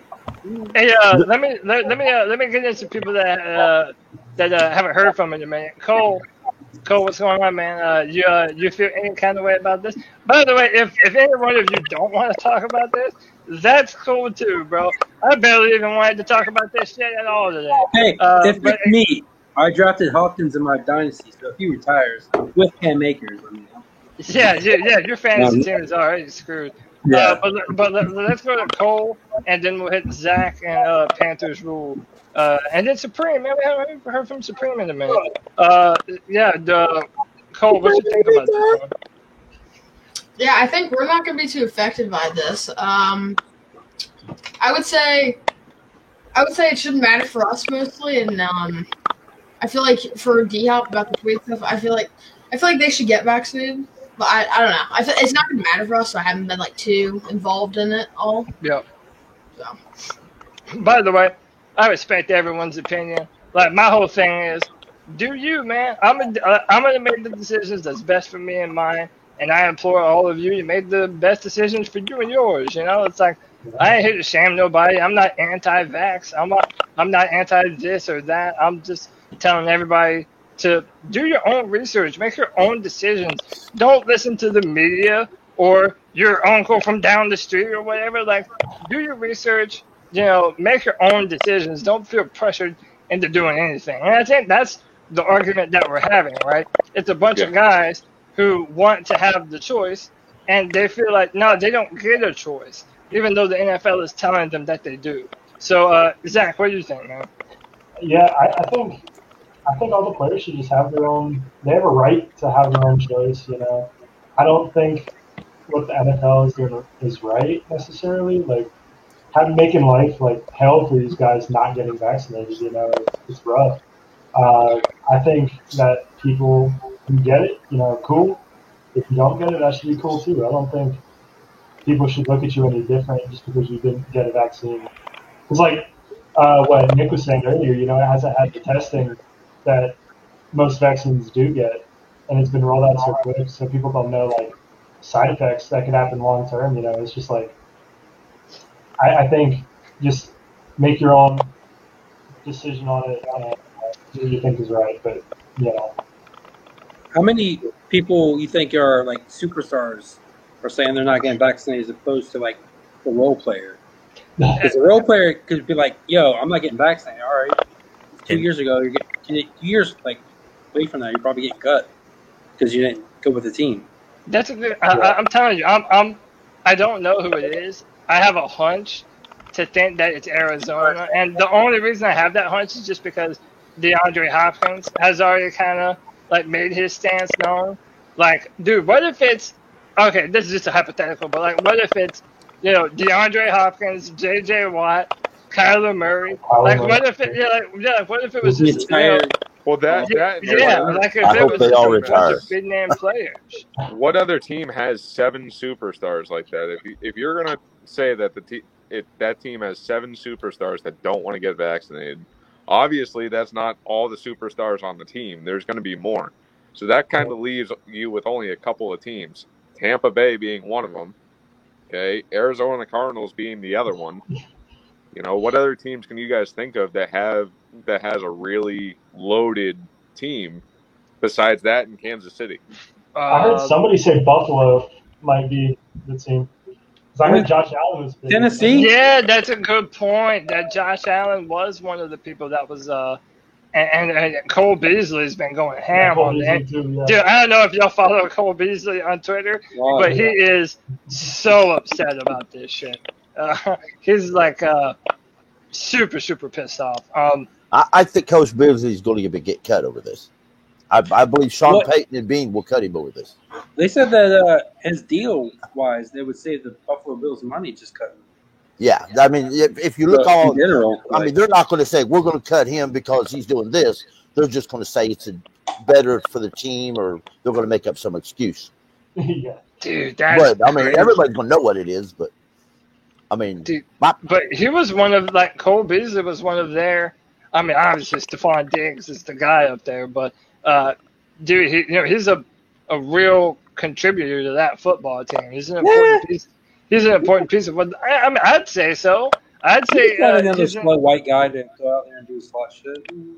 Right, but I'm just saying, like he's not that superstar wide receiver, but he's like that Mr. Dependable type of guy that him and Josh Allen have a connection. So it could be them.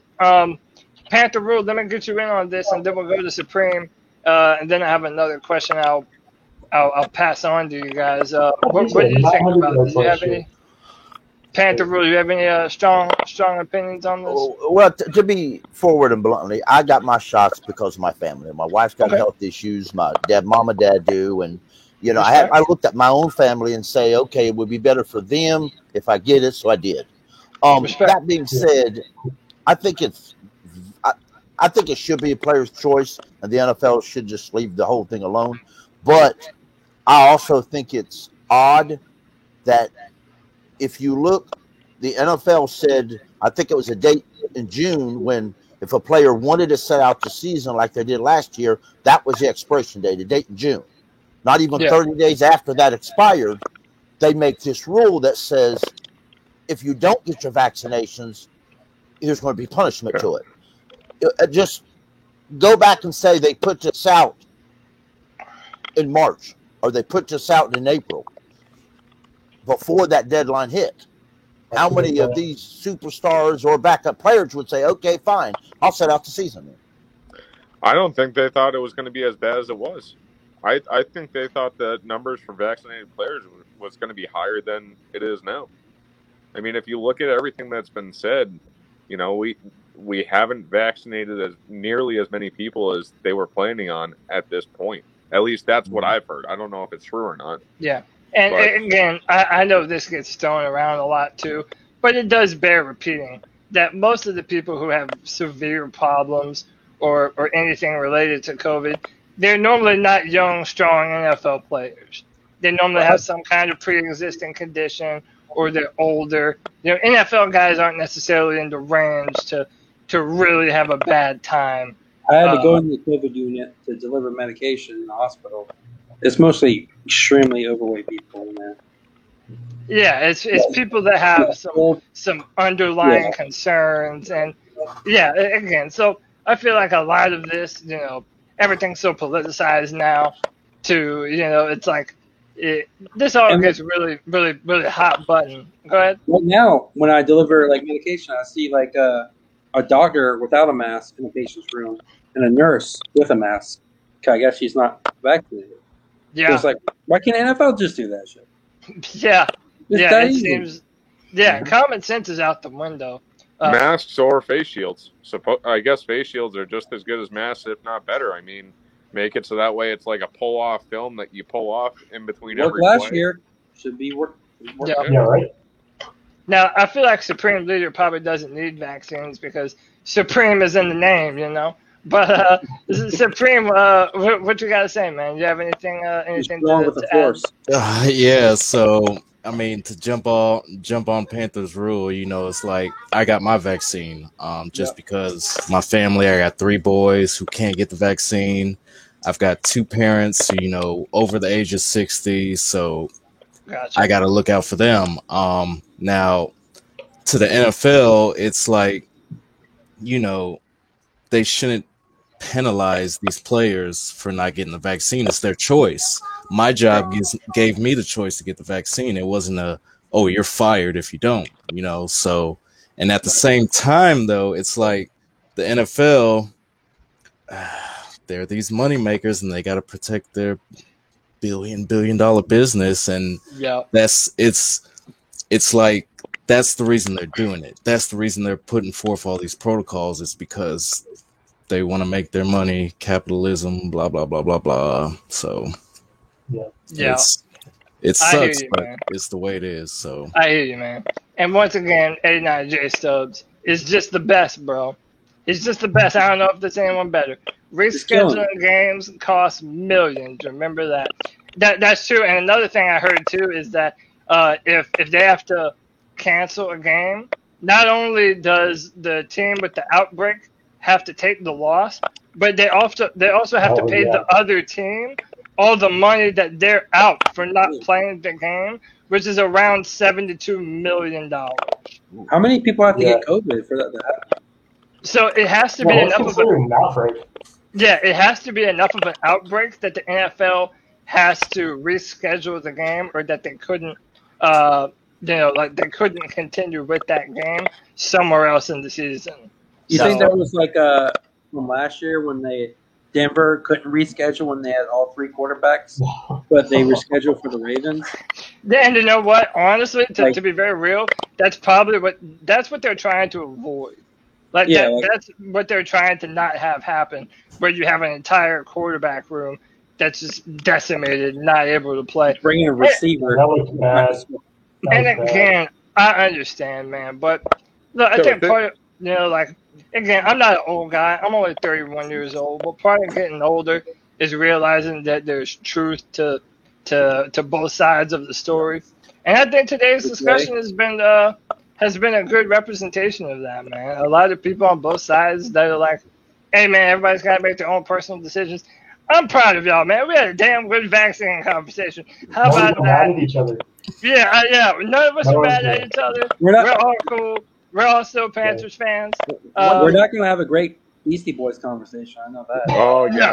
Oh, my God, dude. One thing I think Denver did better, or not Denver, Buffalo did last year that I think teams should have done a lot more of.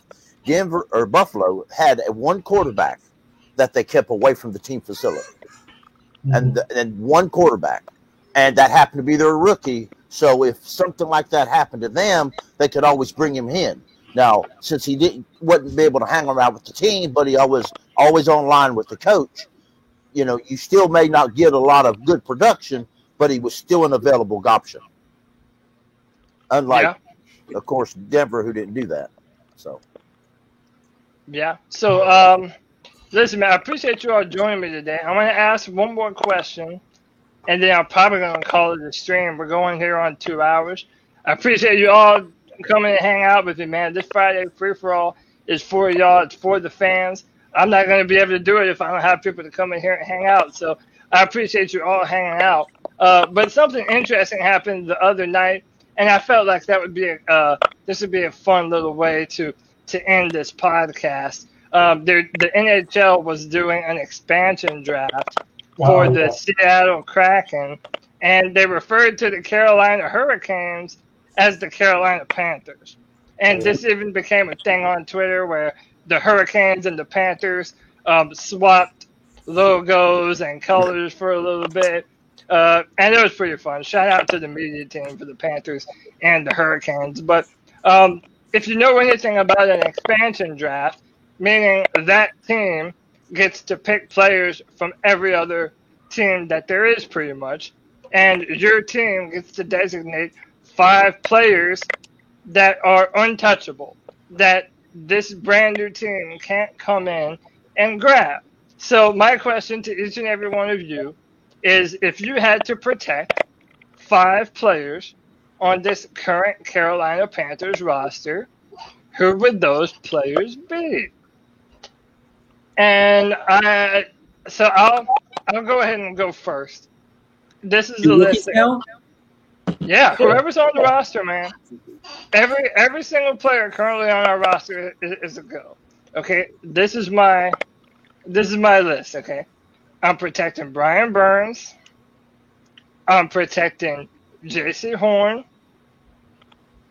Oh, see, this is where it gets tough, dude. Okay, I'm protecting Christian McCaffrey.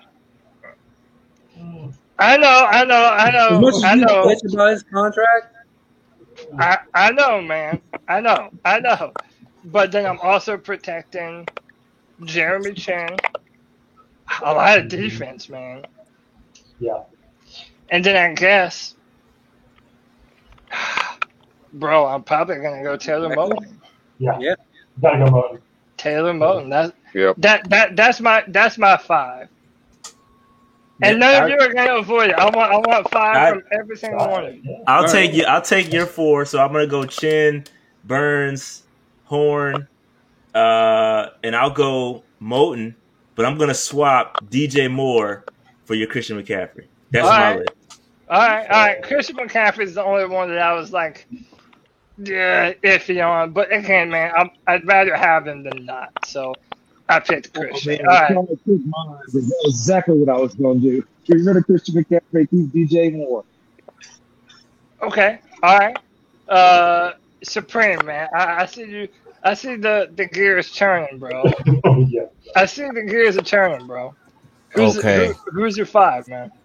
Okay, so all right, so I'm thinking Sam Darnold, Joey Sly, Greg Little, Brendan Zylstra, and Justin Burris. Those are the 5. Bro, I'm about to Hey, don't do my man BZ like that, bro. Don't do my man BZ like that. I might have to throw you out the StreamYard, bro. Hey, don't play like that, man.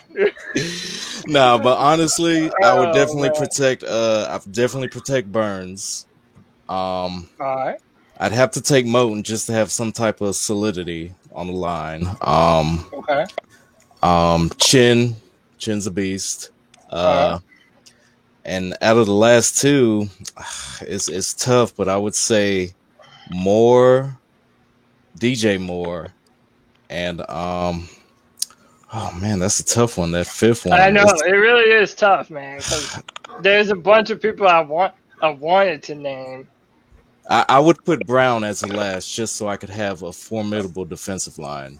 That's where it's at. That's the name that got me really hung up, because especially the position he plays, dude. If he turns it on this year, he is instantly going to be one of our most important players on the entire football team. Most definitely. Offense or defense. Zach Altman, I'm gonna need your 5, bro. Yeah. Who are your 5? I gotta go with Burns. You know, Burns. I like Derek Brown as one. I think he's gonna be a beast this year. Taylor Moton for sure.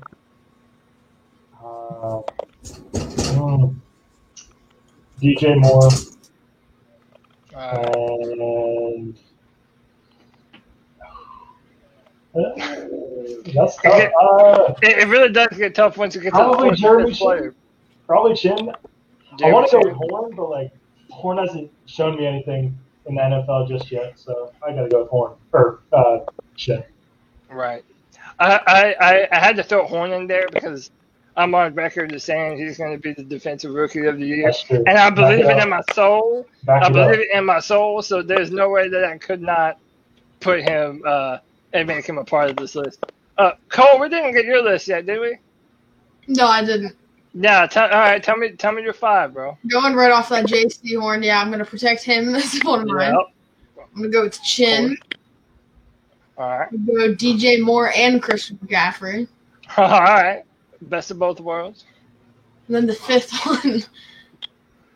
It's tough, man. I'll have to go Derek Brown, I think. Derek Brown. Can't go wrong with that. Can't go wrong with that. AJ Lindsay, man, what say you, bro? Who's your 5?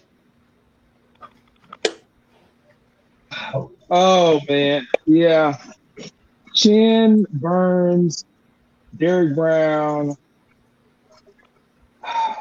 I can't take the Panthers. I just can't. Moton.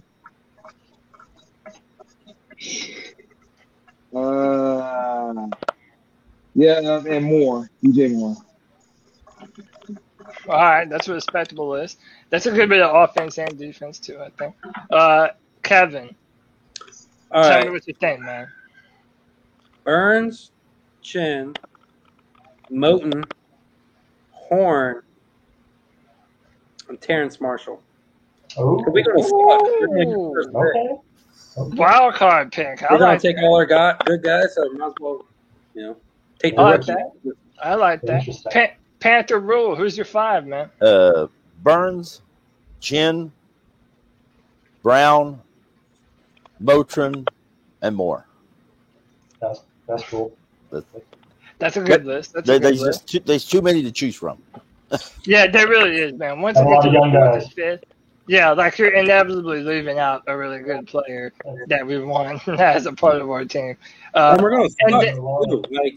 Remember, so we're probably going to get the first pick. So might as well tank. right.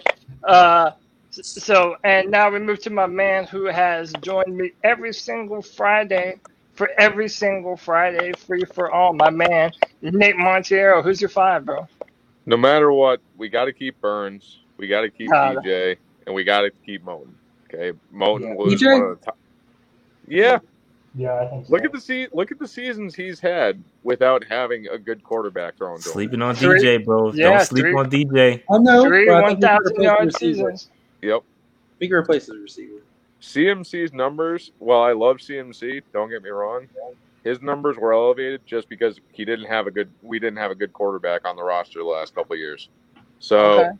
while I love CMC, he's kind of off the list, or he's right below that list. Yeah. But Okay. Chin barely makes the cut, and hate me for it, but I gotta say PJ. You gotta have a good backup quarterback. PJ. What? You lost me. PJ Walker, Moving bro. Moving off the Hey, pocket. hey, Sideshow Bob saving Will Greer, bro. Shout out to Sideshow, man. No, PJ. I hope Sam Darnold plays out, and I want him to ball out, and I want him to be the guy who he was in college. But PJ, Bro, how dumb that he We're can going at to least play. suck. No, I mean, they take How half dumb our would good we guys. feel? How dumb would we feel if Sam Darnold just turns out to be like an MVP quarterback and none of us saved him? What if he We're turns all out going to like lie and say Seattle we always quarterback? knew he could. What's his name? That was before Wilson that they signed out of Green Bay. Love? No, it was the Glenn. Green Bay quarterback that Seattle signed, and then they drafted Russell Oh. Wilson. Glenn. Matt Flynn. Matt Flynn. Yeah. What if he turns out to be Matt Flynn? With PJ Walker. Yeah, potentially. Yeah, bro. Dude, I'm so pumped for this season, man. I don't know about y'all, but going into this season, there's a much higher level of excitement than the past 2 for me, man. Like this one, like it's a number of things. The fact that we have so many reasons to be optimistic, that we have said multiple times before. But then all the question marks on our team. We don't know how Sam Darnold's going to be. We're wanting to see how J.C. Horn is going to start. And will some of these guys have that breakout year that some of them so desperately need, man? And There's the never injuries. been a better time to be a Panther fan, in my humble opinion. You worry about the injuries. Who's going to replace those guys?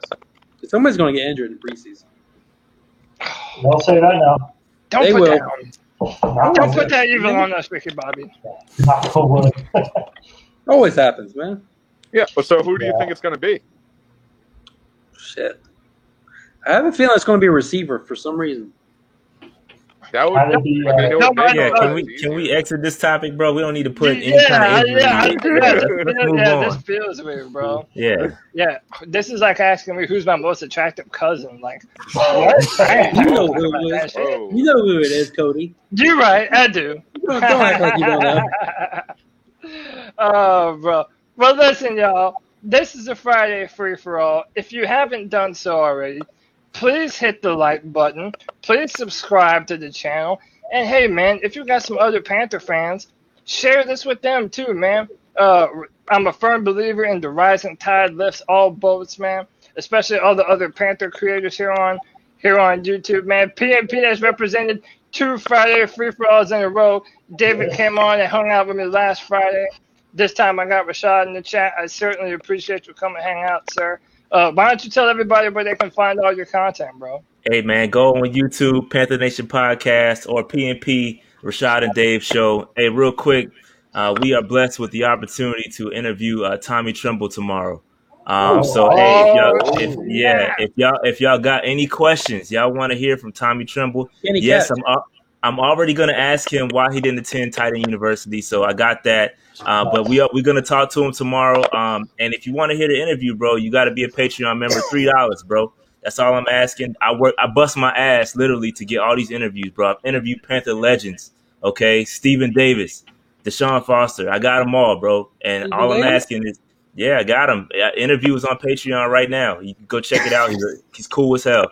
But yeah, man, I bust my ass to get these interviews done. So I just asked for a Patreon membership.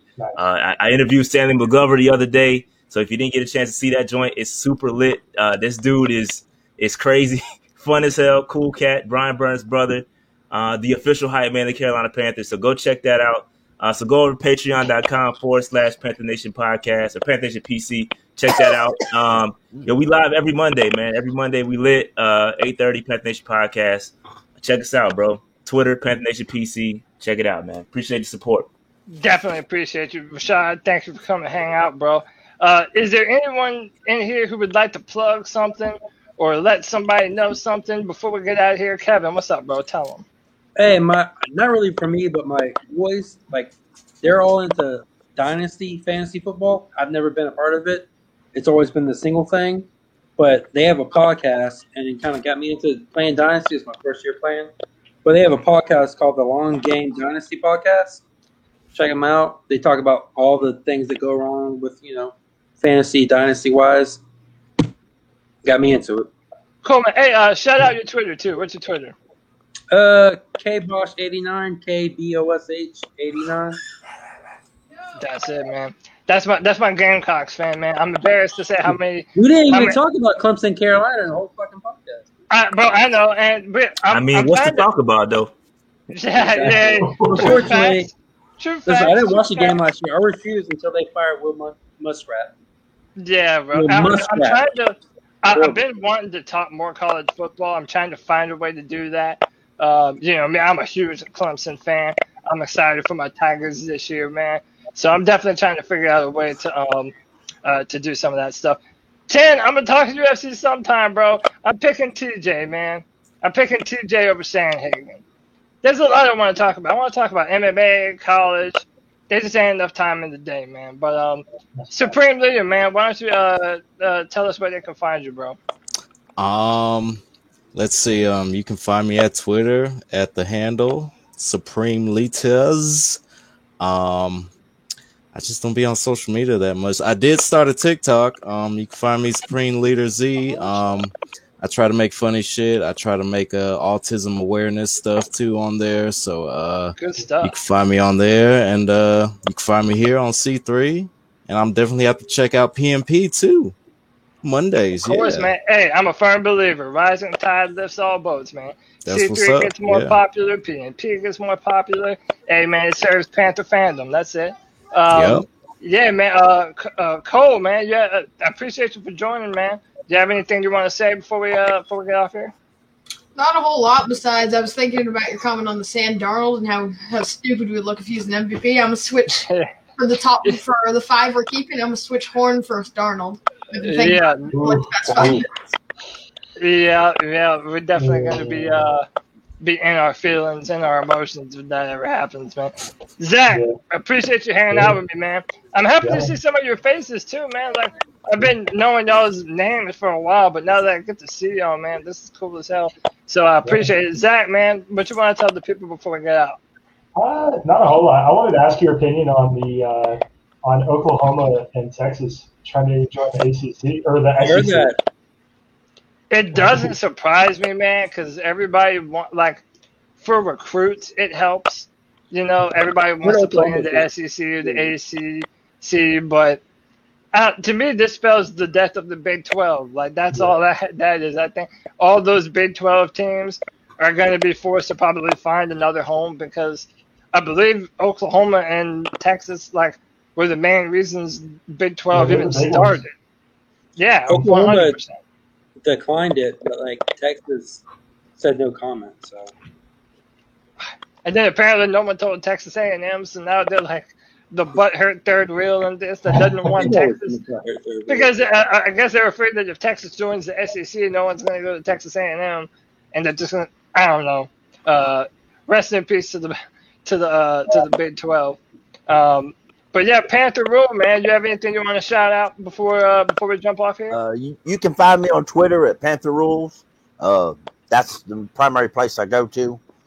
I do have a small, tiny group on Facebook called Carolina Panther Coalition, but they just a handful of old guys. We get there, talk a little bit of football on Sunday. That's about the only time we're there. So I love it, man. Panthers Coalition.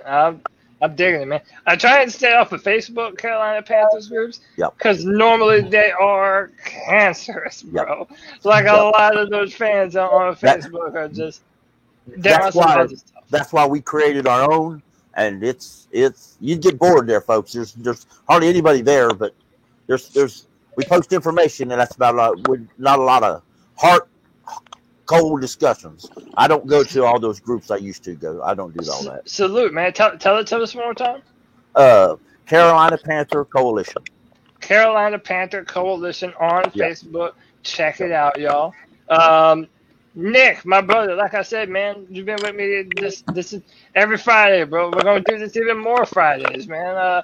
You have anything you want to tell the people before we get out of here? Well, first off, you can find me on Instagram. My handle's Monty's Motorsports. I do a lot of stuff with my cars, Jeeps, help my buddies out with theirs, go on trips with all of our vehicles and everything like that. It's always a good time on there. I'm on Facebook too, but not all that much. It's just not a good place to be. Panthers wise on Facebook and just in general, it's kind of turning into a shit show.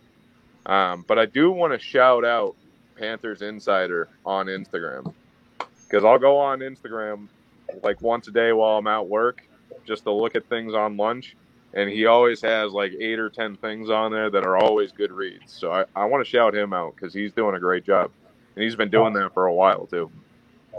Cool, man. Check out. I follow him too. They're good for the updates, man, and even the rumors too. Maybe they're bringing somebody in. They're pretty good at content like that. AJ, did we give you a shout out? Yeah, man. Well, it's my Twitter handle is AJLindsay1216. I know Rashad is an A&T Aggie. Just to let him know, I'm a Winston-Salem State Ram. So. Come on, man. Come on, man. I knew it was something fishy in here, bro.